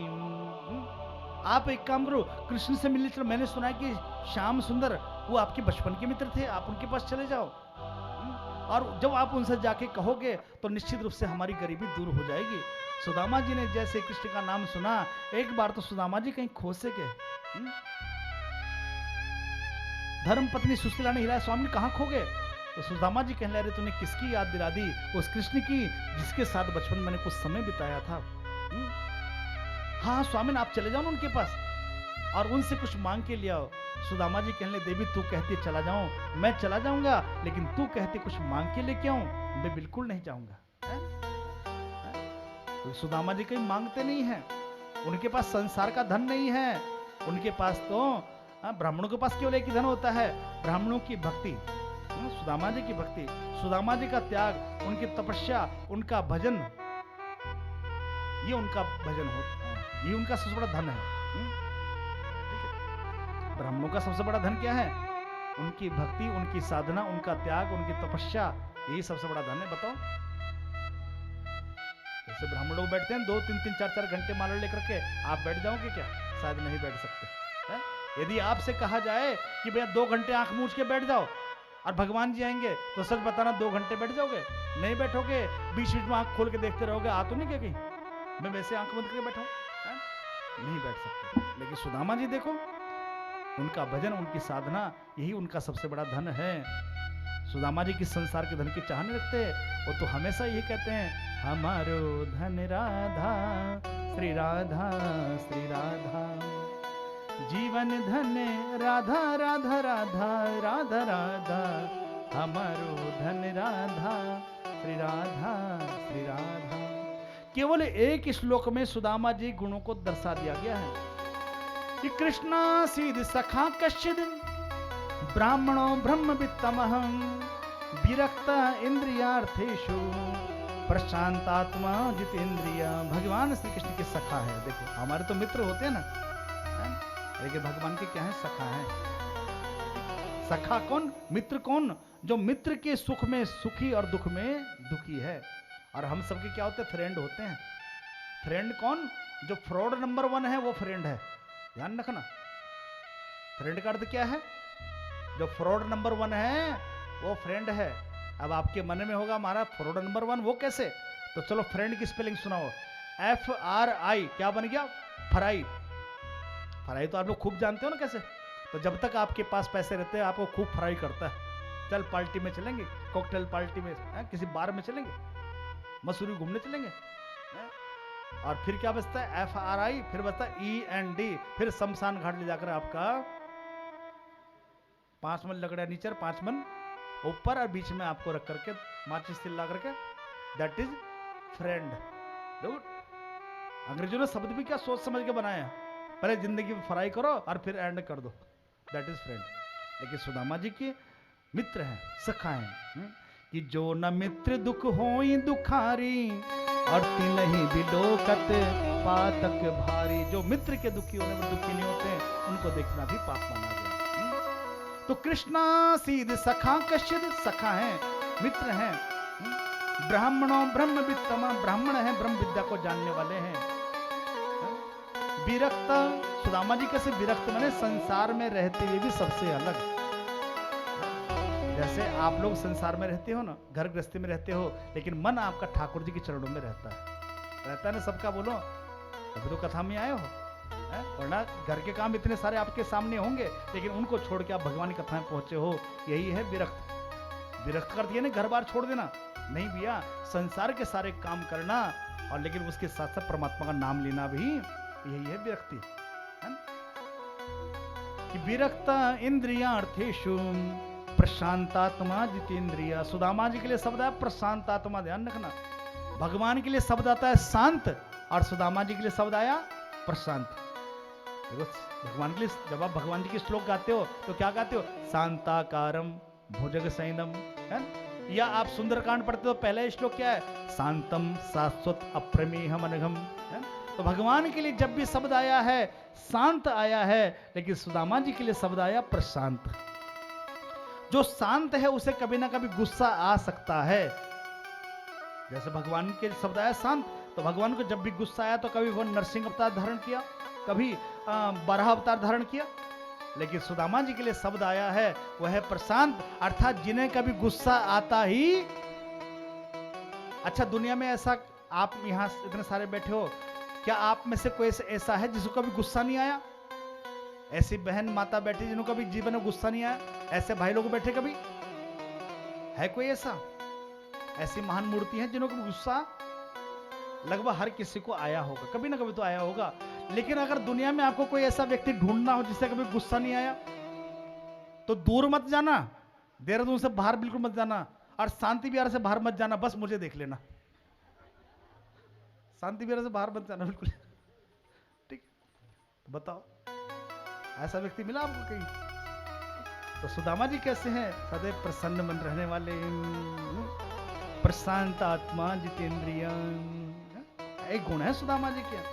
तो सुदामा जी कहते, देवी को तू कहती है चला जाऊंगा दर्शन करने, लेकिन मांग के लाने के लिए बिल्कुल नहीं जाऊंगा। तो सुशीला ने सोचा ये तो ठहरे अयाचक ब्राह्मण, तो कोई बात नहीं स्वामी ने आप दर्शन करके नहीं चले जाओ। देखो अब देखो यहां समझो, सुशीला कौन? सुशीला है धर्म पत्नी, जो अपने पति को भी धर्म पर लगा दे, अर्थात भगवान के सामने ले जाकर खड़ा कर दे, वह है धर्म पत्नी। वही धर्म पत्नी कहलाने के अधिकारी है, अन्य को धर्म पत्नी कहलाने का अधिकारी नहीं है। क्या वो धर्म पत्नी कहलाई जा सकती है जो अपने पति की बीड़ी भी ना छुड़ा सके? है? शराब तो खैर दूर की बात रही, गुटखा ना छुड़ा सके, तो वो धर्म पत्नी नहीं है। धर्म पत्नी वह है जो अपने पति को भगवान के चरणों से जोड़ दे, वो धर्म पत्नी है। ठीक है, प्रेम से बोलो राधे राधे। आप लोग कथा में आओ, अकेले आए हो, देवता जी को साथ क्यों नहीं लेके आए? तो कल लेके आना। मार कल तो पक्का लेके आएंगे, असली काम तो कल ही है, असली काम तो कल ही है। ठीक, कल जरूर लेके आना। ठीक, देखो ये पितृ प्रसाद भी हर किसी को नसीब नहीं होता। कोई बात नहीं, अगर नहीं आ पाए किसी कारण 7 दिन कथा में, तो पितृ भोज में जरूर दर्शन दीजिए। ये पितरों का जो प्रसाद है ना, ये पितरों को प्रसाद माने कृपा। ठीक है जी, वो कृपा है, ये हर किसी को नसीब नहीं, इसलिए मिस मत करना। अपने अड़ोस में पड़ोस में जितने भी हो सबको लेके आना, परिवार में जरूर सम्मिलित होना। ठीक है, प्रेम से बोलो राधे राधे। थोड़ा जोर से बोलो, पीछे वाले ही बोल दो राधे राधे। देखो जब आप राधे राधे बोलते हो जोर से, तो मेरा 2.5 किलो खून बढ़ जाता है ना? देख लो कितना शुरू वाले कितना कमजोर सा, बिल्कुल ऐसा। लेकिन आप लोगों ने कितना राधे राधे बोला, इतना राधे राधे बोला, आज देख लो कुछ नजर आ रहा है कि ब्यासी है ना? वरना कोई पहचान नहीं पा रहा था, बताओ। तो इसलिए थोड़ा जोर जोर से बोल दो। इतनी धीरे धीरे, राम भली करे तुम्हारा, मेरी आवाज कम से कम चौक तक जा रही है और तुम्हारी आवाज मुझ तक नहीं आ रही। ऐसे बोलोगे राधे राधे, थोड़ा जोर से बोलो। अभी कुछ मेहमान भी आए हैं, मेरी नाक मत कटवा देना आज। तो जोर से बोलो एक बार राधे राधे। तो सुदामा जी का धन क्या था? हमारो धन राधा। चलो गा लो, देखो राधा नाम निकला ना, तो राधा नाम मिस मत करना, गा लो, ये मौका बार बार मिलने वाला नहीं। हमारो धन राधा श्री राधा श्री राधा, हमारो धन राधा श्री राधा श्री राधा, हमारो धन राधा श्री राधा श्री राधा, हमारो धन राधा श्री राधा श्री राधा, परम धन राधा राधा राधा राधा राधा, परम धन राधा राधा राधा राधा राधा, संतों की प्यारी राधा श्री राधा श्री राधा, संतों की प्यारी राधा श्री राधा श्री राधा, हम सबकी प्यारी राधा श्री राधा श्री राधा, हम सबकी प्यारी राधा श्री राधा श्री राधा, जीवन धन राधा राधा राधा राधा राधा, जीवन धन राधा राधा राधा राधा राधा, भगवानो धन राधा श्री राधा श्री राधा, हमारो धन राधा श्री राधा श्री राधा, कृपा करेंगी राधा रानी,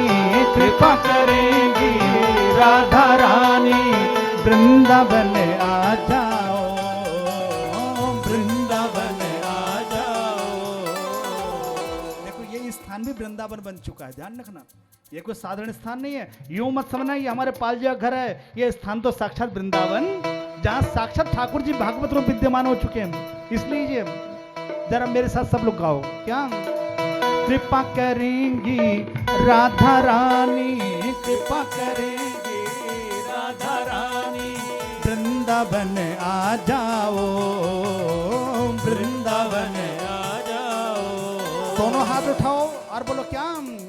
राधे राधे राधे राधे राधे राधे गाओ श्री राधे राधे, राधे राधे राधे राधे राधे राधे गाओ जय राधे राधे, राधे राधे राधे राधे राधे राधे गाओ जय राधे राधे, राधे राधे राधे राधे राधे राधे गाओ। कृपा करेंगी राधा रानी, कृपा करेंगी राधा रानी, वृंदावन आ जाओ, वृंदावन आ जाओ। राधे राधे राधे राधे राधे राधे गाओ, जय राधे राधे राधे राधे राधे राधे राधे राधे गाओ। श्री राधे राधे राधे राधे राधे राधे राधे राधे गाओ, जय राधे राधे राधे राधे राधे राधे राधे राधे गाओ। बजाओ जय हो, बजाओ जी जय हो, बजाओ राधा नाम की ताली, बजाओ राधा नाम की ताली, बजाओ राधा नाम की ताली, बजाओ राधा नाम की ताली।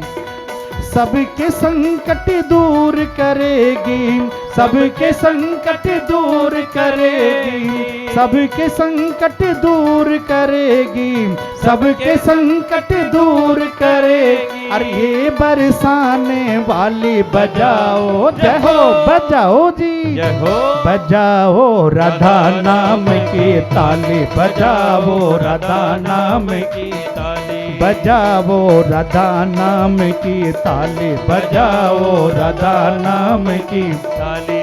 ओ राधा राधा राधा राधा राधा राधा राधा राधा श्यामा श्यामा श्यामा श्यामा श्यामा श्यामा श्यामा श्यामा। सृष्टि का आधार है राधा, सृष्टि का आधार है राधा, करुणामयी सरकार है राधा, करुणामयी सरकार है राधा। सृष्टि का आधार है राधा, सृष्टि का आधार है राधा, करुणामयी सरकार है राधा, करुणामयी सरकार है राधा। और राधा नाम है जिस रसना पर, राधा नाम है जिस रसना पर, राधा नाम है जिस रसना पर, राधा नाम है जिस रसना पर, उसने मुक्ति पाली। बजाओ जय हो, बजाओ जी जय हो। देखो जय हो बोलना पड़ेगा आपको, क्या बोलना पड़ेगा?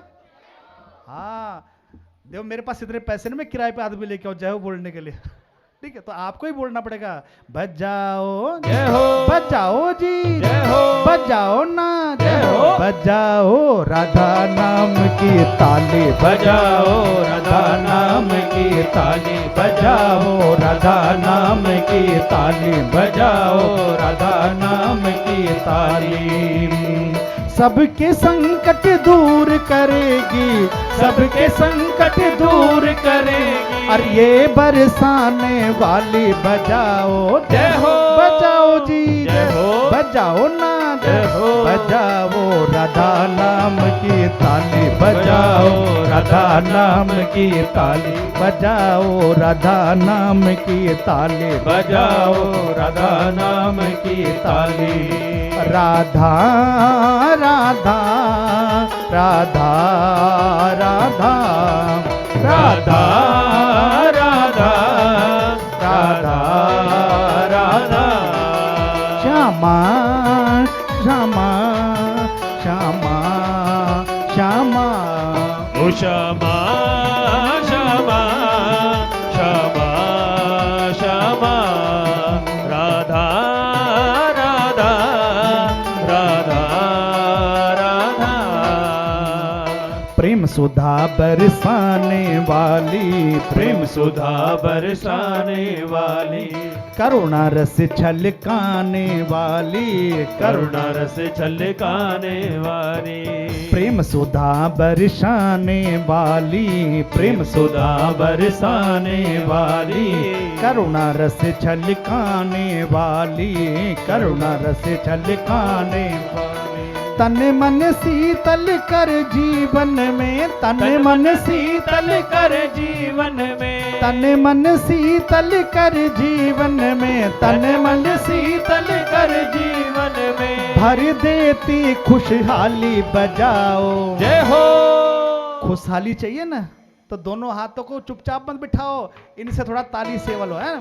बजाओ जय हो। बजाओ जी जय हो। बजाओ राधा नाम की ताली बजाओ राधा नाम की ताली बजाओ, राधा नाम की ताली बजाओ, राधा नाम की ताली। सबके संकट दूर करेगी, सबके संकट दूर करेगी। ये बरसाने वाली बजाओ। जय हो बजाओ जी जय हो। बजाओ राधा नाम की ताली बजाओ राधा नाम की ताली। बजाओ राधा नाम की ताली बजाओ राधा नाम की ताली। ओ राधा राधा जय हो। राधा राधा राधा राधा राधा। एक मिनट भैया, देखो भगवान श्याम सुंदर को संगीत पसंद था, इसलिए भगवान के पास क्या थी? शंकर जी के पास डमरू था, है ना? सबके सरस्वती का बीड़ा थी। तो भगवान श्याम सुंदर को संगीत पसंद था, लेकिन कंस महाराज को संगीत पसंद। तो यहाँ 1-2% कंस के रिश्तेदार भी बैठे हुए। कौन बैठे हुए? कंस के। अब उनको टेंशन, उनके मुंह पे टेप लगी हुई है। मेरी नजर सब पे, पीछे तक जितने बैठे सब पर मेरी नजर, चिंता मत करो।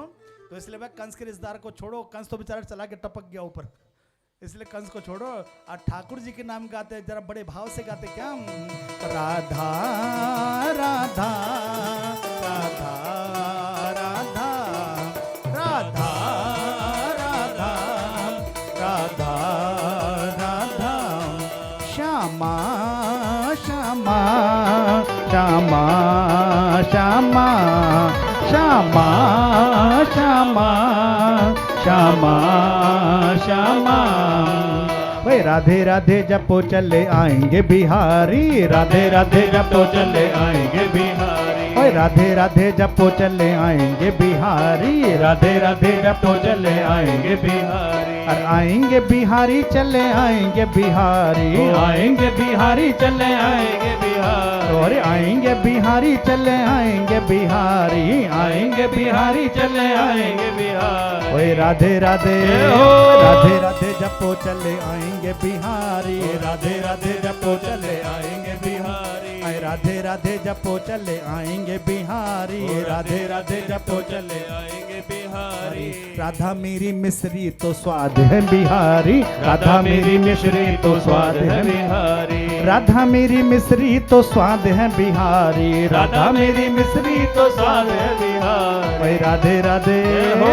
राधे राधे जपो चले आएंगे बिहारी, ओ राधे राधे रटो चले आएंगे बिहारी। ओए राधे राधे जपो चले आएंगे बिहारी, ओ राधे राधे रटो चले आएंगे बिहारी।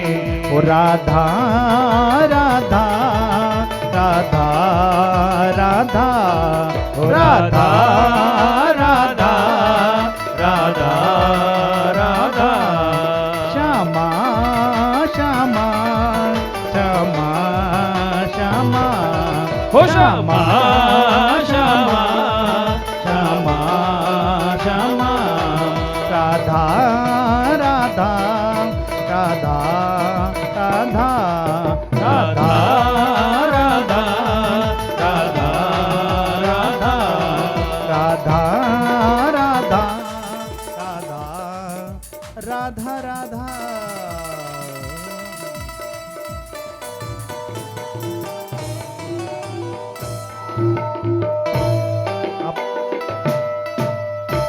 अब बोलो प्रेम से राधे राधे, राधे राधे भाव से बोलो, राधे राधे थोड़ा जोर से बोलो। राधे राधे। जो कंस के रिश्तेदार, थोड़ी नींद खुली नहीं खुली, अब बेचारे कंस के ध्यान में मगन है ना। तो इसलिए राधा नाम, सुदामा जी का सबसे बड़ा धन क्या था? राधा नाम रूपी धन। और यही सुदामा जी जब भगवान के पास गए तो 3 मुट्ठी चावल के बदले भगवान ने इतना दिया है, इतना दिया है, कभी सुदामा जी को मांगने की जरूरत नहीं पड़ी। और देखो जब भगवान ने दिया है तो भगवान ने पता भी नहीं चलने दिया। जब सुदामा जी आए ना, देखा क्या? सुदामा मंदिर देख डरे, देखा इतना बड़ा महल है, तो सुदामा जी सोच रहे भैया कहीं गलत जगह तो नहीं आ गया, लेकिन तभी धर्म पत्नी ने बुलाया, अरे चिंता मत करो, ये अपना ही महल है। अरे किसने बनाया? अरे आपके द्वारिकाधीश के मुनीम आए थे और उन्होंने सब कंस्ट्रक्शन तैयार कर दिया। तो यही फर्क है हम में। परमात्मा देता है लेकिन अपना पता भी नहीं देता है, और इंसान देता तो है लेकिन कहीं ना कहीं जता देता है ना? ठीक है, देख मैंने तेरे इतना किया और तूने मेरे लिए क्या किया है? यही फर्क है इंसान में और भगवान में। इसलिए परमात्मा तो नहीं बन सकते, लेकिन भगवान के मित्र हम बन सकते हैं। तो जिस प्रकार भगवान ने सुदामा जी को भरपूर दिया है, तो ऐसे ठाकुर जी भी हम सबकी तिजोरियां भरपूर रखें, इतना धन वैभव परमात्मा दें कि संभाले ना संभले, लेकिन इसके साथ साथ भगवान हम सबको सुमति भी दे। क्या दे?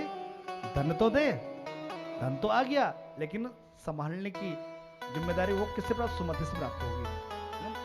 तो हम सबको सुमति मांगनी है, अच्छी बुद्धि मांगनी है। इस प्रकार ये कथा विराम की ओर है। सुखदेव जी परीक्षित को कथा श्रवण करा रहे हैं। आगे कथा तो आज दत्तात्रेय 24 गुरुओं कथा आती है और नवयुग संवाद आता है बीच में, लेकिन 24 गुरुओं में से केवल एक गुरु को अपना लो। एक गुरु कौन? वह एक वैश्या। देखो दत्तात्रेय 24 गुरु बनाए हैं। एक होता है सदगुरु, एक होता है गुरु। गुरु जो आपको पेट भरने की विद्या सिखाए, टोटल मिला के बात है। जो आपको जीवन जीने के तरीके सिखाए वह है गुरु, और जो आपको परमात्मा से मिला है वह है सदगुरु। सदगुरु एक होता है, गुरु कई हो सकते हैं। छोटा सा बच्चा भी आपका गुरु हो सकता है। तो दत्तात्रेय जी ने बहुत सारे गुरु बनाए, 24 गुरु बनाए हैं, जिनमें पृथ्वी, अग्नि, वायु, आकाश, चंद्रमा, कुत्ता, अजगर, यहां तक चांडाल, उसको भी गुरु बनाया है। एक कुंवारी कन्या, उसको भी गुरु बनाया है। तो बताओ, ऐसे से गुरु बनाए हैं। ठीक, और हम लोग भी तो उनमें गुण देख सकते हैं। बताया था ना परसों में कि दूसरों के गुण व अपनी गलतियां देखा करो। जब हम दूसरों में अच्छाई ढूंढेंगे तो देखना हमारे भी कई गुरु हो सकते हैं, जो हम सबको। प्रकृति का हर जीव जंतु, छोटे छोटे चींटी है, वो भी कहीं ना कहीं हम सबको शिक्षा देके जाती है। आपने देखा जब चींटी चलती है तो एक दूसरे मिलती हुई चलती है, और एक इंसान है ऊंट की तरह मुंह उठाए हुए चलता है। थोड़ा सा पैसा आ जाए, पद प्रतिष्ठा मिल जाए तो ऊंट की तरह मुंह उठाए चलता है ना? तो प्रकृति की हर चीज कहीं ना कहीं हम सबको कुछ ना कुछ शिक्षा देके जाती है। ठीक है, तो एक वैश्य गुरु बनाया। वैश्या जब तक व्यवस्था थी सस्ती, रोजाना उसके ग्राहक आते, लेकिन धीरे धीरे अवस्था ढल गई। आज सज के बैठी है, लेकिन कोई कस्टमर नहीं। 3 दिन हो गए सजे सजे, अब तो उस वैश्या को गिलानी होने लगी। मन में विचार आया, आज तक मैं दुनिया वालों के लिए सजी हूं, काश इतना भगवान के लिए सजती तो शायद ठाकुर जी मेरे द्वार पर अवश्य आते। और तब से वो वैश्या संसार वालों को नहीं सजी, भगवान के लिए सजी, और फिर इतना सजी कि वो भागवत में सज गई है। वह वैश्या भागवत में सज गई। तो सुखदेव जी परीक्षित कथा श्रवण करा रहे हैं। सुखदेव जी ने परीक्षित से पूछा, एक बात बताओ परीक्षित, क्या तुम्हारी मृत्यु होगी? एक बार जैसे ही मौत का नाम लिया तो परीक्षित को थोड़ा सा डर लगा, क्योंकि डर हर किसी को लगता है। बड़े से बड़ा राष्ट्रपति है, प्रधानमंत्री है, संत है, महंत है, सबको कहीं ना कहीं मौत से डर लगता है।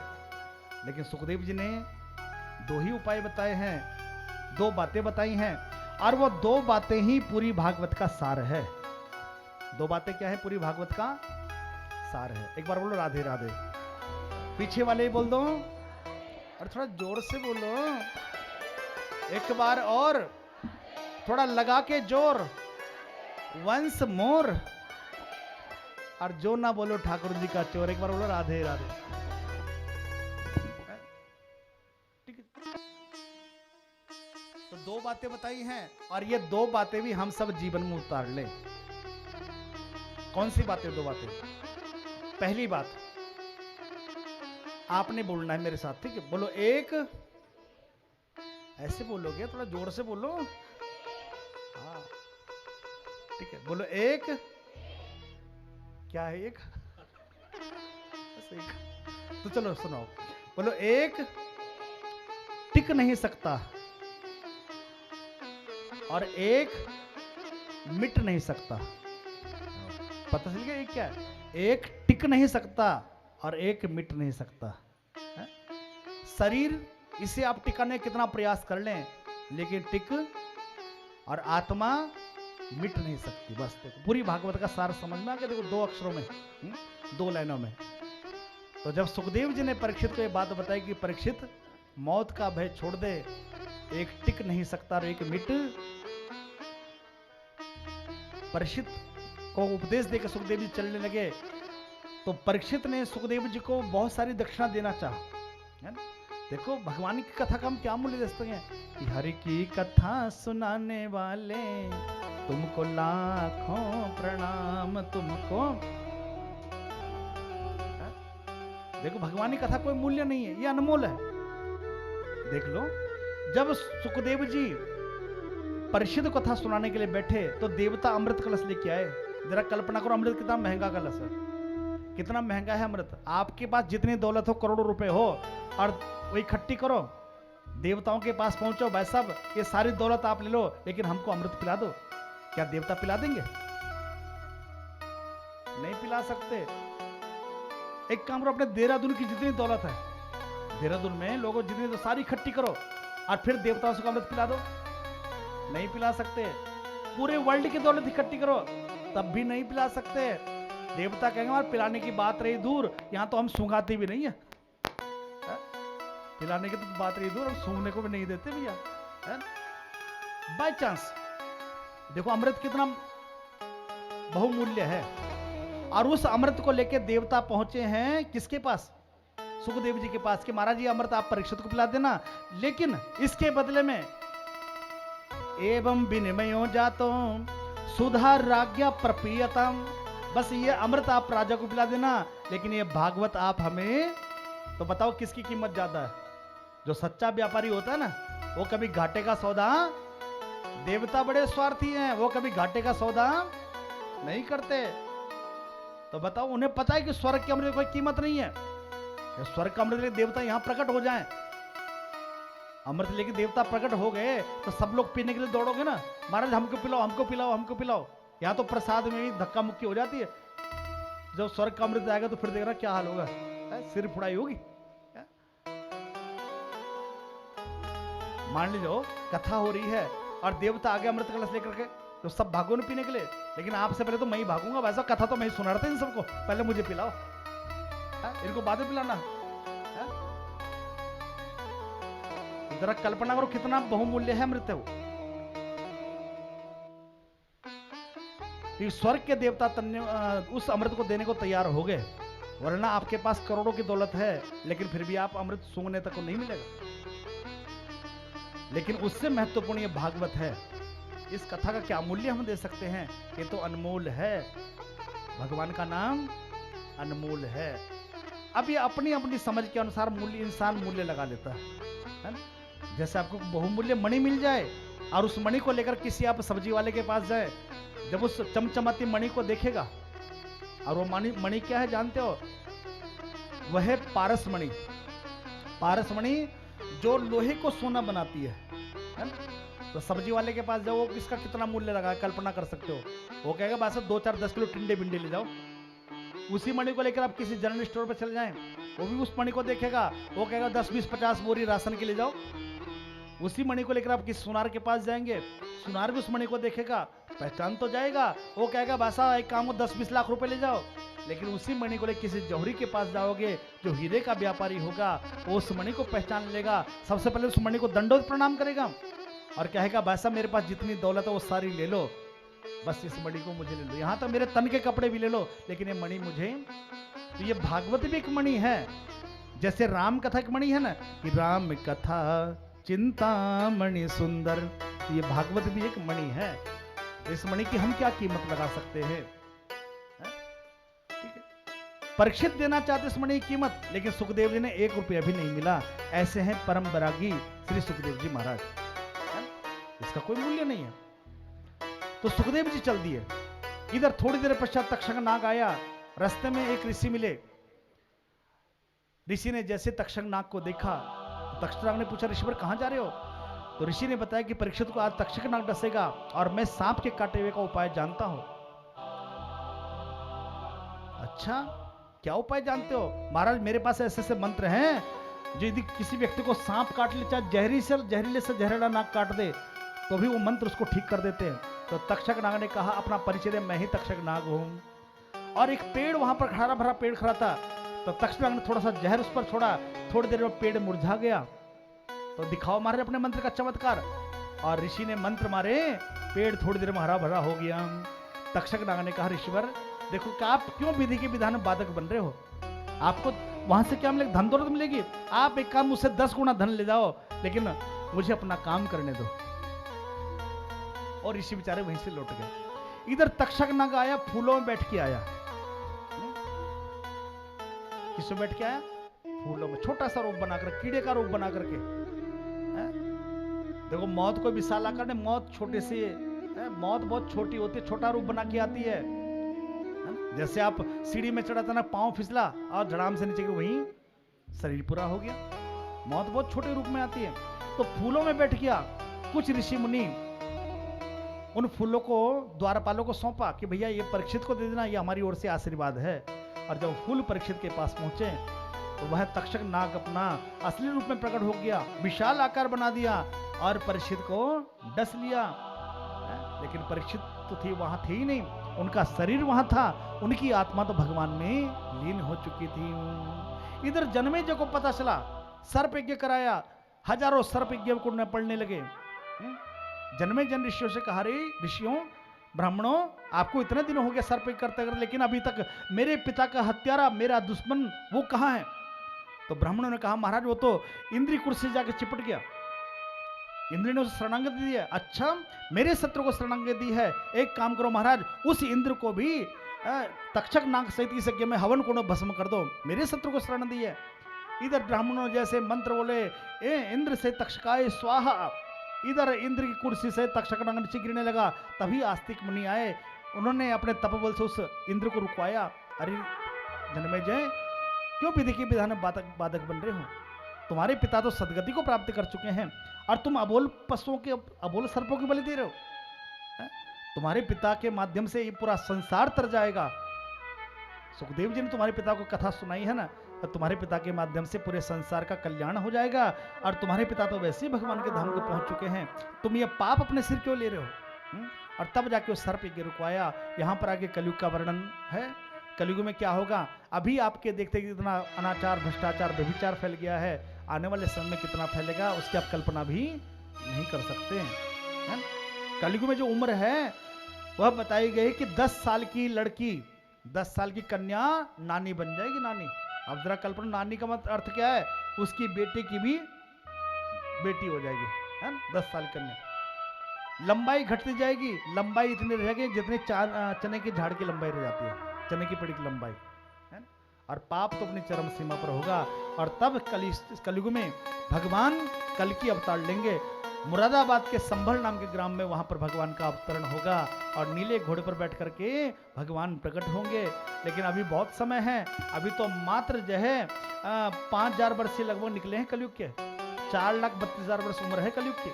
अभी 5000 वर्षों में इतना ये सब सृष्टि में हलचल हो रही है, तो आने वाले समय कितनी होगी कल्पना भी नहीं कर सकते। अभी तो अधर्म कुछ है ही नहीं, अभी तो आप भगवान की कथा सुन रहे हो, जब तब कर रहे हो। आने वाला समय ऐसा होगा कि हमारे बच्चे ना धर्म ग्रंथों को जानेंगे, और जब धर्म ग्रंथों को नहीं जानेंगे फिर अपने धर्म पर कहाँ टिक रहेंगे? फिर कोई क्रिश्चियन बन जाएगा, कोई कुछ और बन जाएगा, कोई कुछ और बन जाएगा। इसलिए अपने बच्चों को भी अपने धर्म की जानकारी देनी चाहिए। हम खुद तो आते हैं लेकिन अपने बच्चों को नहीं लेके आते, ठीक है? तो प्रयास करें अपने बच्चों को भी प्रातःकाल मंदिर ले जाएं। वैसे तो रोजाना अपने घरों बच्चों को बिठा के थोड़ा सत्संग करें, अच्छे ज्ञान की बातें बताएं, है ना? और रोजाना निकल कम से कम हफ्ते में 15 दिन में अपने बच्चों को धर्म की बातें अवश्य बताएं, अपने वेदों के पुराणों के बारे में बताएं। लेकिन आपको खुद नहीं पता होगा तो बच्चों को क्या बताओगे, है ना? सब अंग्रेजी मीडियम पढ़े हुए हैं। अब अंग्रेजी मीडियम स्कूल में तो सिखाया जाता है ऐसे करो हो गया बस, ठीक है? ठीक है, इसलिए प्रयास करें अपने बच्चों को सिखाने का। प्रेम से बोलो राधे राधे, भाव से बोलो आइए जरा अपने सिर पर पल्लू रख करके 2 मिनट के लिए अंतिम श्लोक हम लोग गाएं। श्री कृष्ण गोविंद हरे मुरारी, हे नाथ नारायण वासुदेवा। श्री कृष्ण गोविंद हरे मुरारी, हे नाथ नारायण वासुदेवा। श्री कृष्ण गोविंद हरे मुरारी, हे नाथ नारायण वासुदेवा। श्री कृष्ण गोविंद हरे मुरारी, हे नाथ नारायण वासुदेवा। हे नाथ नारायण वासुदेवा, हे नाथ नारायण वासुदेवा। हे नाथ नारायण वासुदेवा, हे नाथ नारायण वासुदेवा। श्री कृष्ण गोविंद हरे मुरारी, हे नाथ नारायण वासुदेवा। श्री कृष्ण गोविंद हरे मुरारी, हे नाथ नारायण वासुदेवा। हे नाथ नारायण वासुदेवा, हे नाथ नारायण वासुदेवा। आइए बड़े प्रेम से सिर पर पल्लू रखना, ये किसका प्रतीक है? एक गोपी भाव का प्रतीक है ना? हमारे भाई लोग सिर पर रुमाल रखना, ये गोपी भाव का प्रतीक है। ठीक है, आइए जरा बड़े प्रेम से गाते हैं भागवत जी के अंतिम 2 श्लोक। सभी बोलेंगे मेरे साथ। सबसे पहले भागवत जी का प्रथम श्लोक बोले महात्म्य का। बोले सच्चिदानंद रूपाय, सच्चिदानंद रूपाय, विश्वोत्पत्त्यादि हेतवे, विश्वोत्पत्त्यादि हेतवे, तापत्रय विनाशाय, तापत्रय विनाशाय, श्री कृष्णाय वयं नमः। श्री कृष्णाय वयं नमः। श्री कृष्णाय वयं नमः। श्री कृष्णाय वयं नमः। कि भवे भवे यथा भक्ति, भवे भवे यथा भक्ति, पादयोस्तव जायते, पादयोस्तव जायते, तथा कुरुष्व देवेश, तथा कुरुष्व देवेश, नाथस्त्वं नो यतः प्रभो, नाथस्त्वं नो यतः प्रभो। नाम संकीर्तनं यस्य, नाम संकीर्तनं यस्य, सर्व पाप प्रणाशनम, सर्व पाप प्रणाशनम, प्रणामो दुख समनस्तम, प्रणामो दुःख समनस्तम, नमामिं हरिं परम, नमामिं हरिं परम, नमामिं हरिं परम, नमामिं हरिं परम, नमामिं हरिं परम, नमामिं हरिं परम। ओम हरये नमः, ओम हरये नमः, ओम हरये नमः, ओम हरये नमः, ओम हरये नमः, ओम हरये नमः, ओम हर हर हर महादेव। बोलो सच्चिदानंद भगवान की। तो इस कलयुग में भगवान का नाम ही हम सबको सदगति प्रदान करने वाला है, मुक्ति प्रदान करने वाला है। यहाँ पर जो कथा हुई आप सबको जैसा पता है कि बैकुंठ लोकवासी स्वर्गीय प्रवीण पाल जी, जो कि इस दुनिया में नहीं है, और उन्हीं की मोक्षार्थी कथा का आयोजन यहाँ पर परिवार के द्वारा किया गया। मुझे भी उनकी एक झलक देखने का सौभाग्य प्राप्त हुआ। गत वर्ष शिव महापुराणी कथा थी, और शिव महापुराणी कथा में लास्ट वाले दिन भैया प्रवीण जी भी और हमारे बाबूजी भी वहाँ पर आए। आदरणीय ओम प्रकाश जी बैठे, वो भी आए वहाँ पर, और चर्चा चले कि व्यास जी हम भी अपने घर में एक कथा का आयोजन करना चाहते हैं, तो आप समय दीजिए। और ये बात है पिछले साल होली के अवसर, मार्च में 28 मार्च के दिन, मुझे तारीख भी याद है, 28 मार्च को होली थी और उस दिन वहाँ पर भंडारा था कार्यक्रम। तो मैंने कोई बात नहीं, अब समय आपको मिल जाएगा, अभी कुछ दिन रुक जाओ थोड़ा सा, अभी मैंने कथा है 1-2 जगह और जो, तो लेकिन विधि को कुछ और ही मंजूर था। बड़ा मन में प्रसन्न था, चाहे हमारे घर में कथा होगी, लेकिन ठाकुर जी कुछ और मंजूर था। आज माता पिता को स्वयं उनके मोक्षार्थ यहाँ पर कथा करानी पड़ रही है, तो इससे बड़ा कलयुग क्या होगा? आने वाले समय में सब ऐसे ही होगा। बड़ा ही सरल स्वभाव था भैया का। आप यहाँ सामने फोटो लगी है, कैसे सदैव मुस्कुराते, सदैव प्रसन्न। और बाबूजी बता रहे थे जब स्वास्थ्य खराब हुआ, तो जब ले जा रहे थे, हॉस्पिटल ले जा रहे थे, तो बड़े मुस्कुराते मेरी ओर देखा। मैं उस निगाह को समझ नहीं पाया कि मुस्कुरा क्यों रहे हैं। और आज भी वो उनकी मुस्कुराहट मेरे हृदय में आज भी जिंदा है। मैं समझ नहीं पाया मैं कुछ करता। लेकिन भैया प्रवीण पाल जी भले ही शरीर से आज यहाँ नहीं है, लेकिन कहीं ना कहीं उनकी छवि हम सब के हृदय में विद्यमान है। लेकिन आज वो हम सब के लिए इतना ऐसा मार्ग प्रशस्त कर गए कि आज देखो हम एक छत के नीचे बैठे हैं, और हम क्या दे सकते हैं उनको? प्रार्थना ही कर सकते हैं, उनके लिए भगवान का नाम ले सकते हैं, है ना? क्योंकि इस संसार में भगवान का नाम ही सबको तारने वाला है। बड़ा ही सरल स्वभाव उनका था। अभी चर्चा हुई थी उनको पूजा पाठ में बड़ा स्नेह, है ना? यदि वो जिंदा होते तो आज कथा की रौनक ही कुछ और होती। आज हमारे सामने होते, लेकिन भले शरीर से नहीं, लेकिन कहीं ना कहीं उनकी छवि हम सबके हृदय में है। और देखो इंसान दुनिया में आता है, क्या लेके जाता है? कोई कुछ लेके नहीं जाता है, बस उसके अच्छे कर्म वही हम सबको याद रह जाते हैं। और उन्हीं कर्मों के माध्यम से इंसान जिंदा रहता है। किसी ने बड़ी अच्छी बात कही है, यदि आप दुनिया में जिंदा रहना चाहते हो तो आपको केवल दो उपाय करने हैं, दोनों में से एक अपना लो। या तो आप प्रसिद्धि पाना चाहते हो तो दो उपाय हैं, पहला है कृत या फिर दूसरा है कृति। कृत कृत कृत माने ऐसा काम करो कि दुनिया आपके बारे में लिखें, आपको याद करें। और दूसरा है कृति, कोई ऐसी चीज बना के चले जाओ, कोई ऐसी पुस्तक लिख के चले जाओ, कोई मंदिर बना के चले जाओ, धर्मशाला बना दो, लोग आपको याद करें। तो भले ही आज वो इस दुनिया में शरीर से नहीं, लेकिन कहीं ना कहीं हमारी यादों में विद्यमान है। किश्तियां तर जाती हैं, तूफान चले जाते हैं, यादें रह जाती हैं, इंसान चले जाते हैं। इंसान तो केवल हवा का बुलबुला है, न जाने कब किसका इन्विटेशन आ जाए, कोई गारंटी नहीं है। अभी आपको मैं कथा सुना, अगले पल कोई गारंटी है अगले पल कथा सुना पाऊं? कोई गारंटी नहीं है, किसी की नहीं है। लेकिन हम सबको जब दुनिया में आए हैं तो हम सबको एक काम करना है। एक काम क्या करना है वो कबीरदास जी ने बता दिया है कि कबीरा जब हम पैदा हुए जग हंसा हम रोए, ऐसी करने कर चलो हम हंसे जग रोए, हम हंसे जग रोए।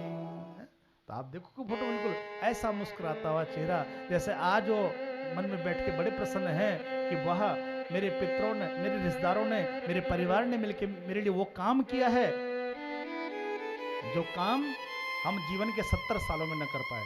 इन 7 दिनों में हमने वो काम किया जो जीवन के 70 सालों में न कर पाते। तो आज बड़े प्रसन्न हैं, वो दिवंगत आत्मा आज हम सबके लिए मंगल कामना कर रही होगी, पूरे परिवार को अपनी शुभकामनाएं दे रही होगी कि यही मेरे सच्चे रिश्तेदार हैं जिन्होंने मेरे लिए इस यज्ञ का आयोजन कराया है। सच्चा रिश्तेदार कौन? वो नहीं कि जो केवल केले ले आए, फल ले आए, ना भैया ना। सच्चा रिश्तेदार कौन? जो उसके लिए प्रभु का नाम ले, और वो भी एक यात्रा है, ध्यान रखना। पहले समय में जब कोई इंसान किसी यात्रा पर जाता था तो लोग उसके लिए कुछ राशन पानी दे दिया करते थे, कुछ खर्चा पानी दे दिया करते थे, उसे कहते थे पाथे। लेकिन आज वो दिवंगत आत्मा उस गोलोक धाम की यात्रा पर जा रही है, भगवान की धाम की यात्रा पर जा रही है, तो उसके लिए सच्चा पाथे क्या है? वह है भगवान का नाम, जो आपने विगत 7 दिनों से यहाँ पर ले रहे हो, यही उसके लिए सच्चा नाम है, यही सच्चा पाथे है। और वह है प्रभु का नाम, वह है राधा का नाम, वह है राम नाम। तो आपने मन से संकल्प करना है कि प्रभु हमने जो 7 दिनों भगवान का नाम लिया है उसका 50% पुण्य उस दिवंगत आत्मा को प्राप्त हो, जिसकी वजह से आज हम यहाँ एक छत के नीचे बैठे हैं। यही शुभकामना तो कर सकते हैं ना। आपको बताऊं, मारवाड़ी समाज में, राजस्थान में जब किसी की मृत्यु होती तो जब उसकी 13वीं होती है ना, तो वहाँ की जितनी माताएं बहनें हैं वो एकादशी का व्रत करती हैं। हर महीने 2 एकादशी होती हैं, और उसमें से कोई बहन 5 एकादशी, कोई बहन 11 एकादशी का फल उस दिवंगत आत्मा को देती है। देखो ध्यान रखना, है ना? उसका पुण्य, उस एकादशी का पुण्य उस दिवंगत आत्मा को प्रदान करती है ना? तो आपने भी क्या करना है, आपने जो इन 7 दिनों में यहाँ पर भगवान का नाम लिया है, अब जो जैसे भी लिया है, जाने लिया अनजाने लिया, तो प्रभु से प्रार्थना करते प्रभु उसका जो 50% फल है वो उस दिवंगत आत्मा को प्राप्त हो। और परिवार को इस कठिन दुख को सहन करने की शक्ति परमात्मा दे, क्योंकि ये ऐसा दुख है। पिता के लिए तो पुत्र, ज्येष्ठ पुत्र दायां हाथ होता है, दाहिना हाथ, है ना? एक पिता के लिए, एक माँ के दिल से पूछो, शायद उस दुख का वर्णन शायद कोई नहीं कर सकता है? लेकिन दुनिया है, दुनिया के साथ थोड़ा हंस के रहना पड़ता है, लेकिन भीतर जो चोट है उसे शायद कोई नहीं भर सकता।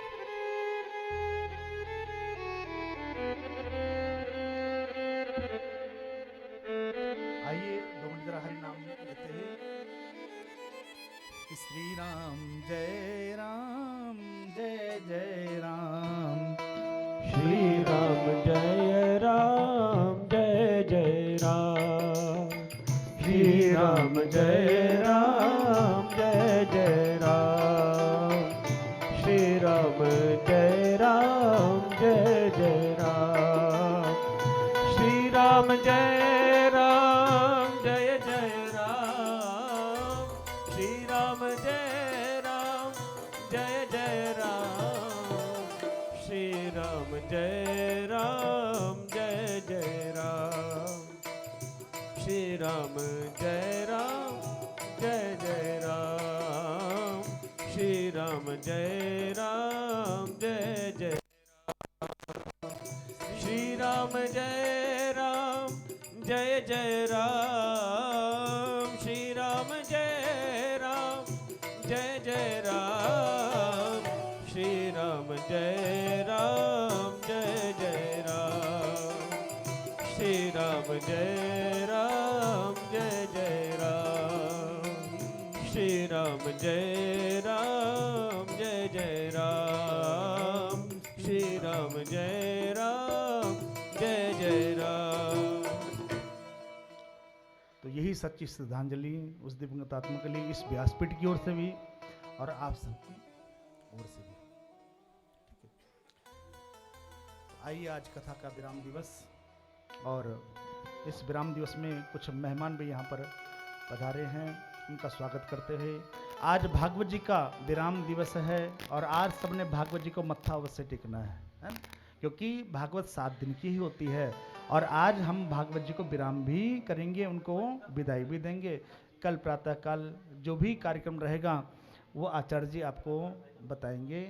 एक बार बोल दो राधे राधे, भाव से बोल दो।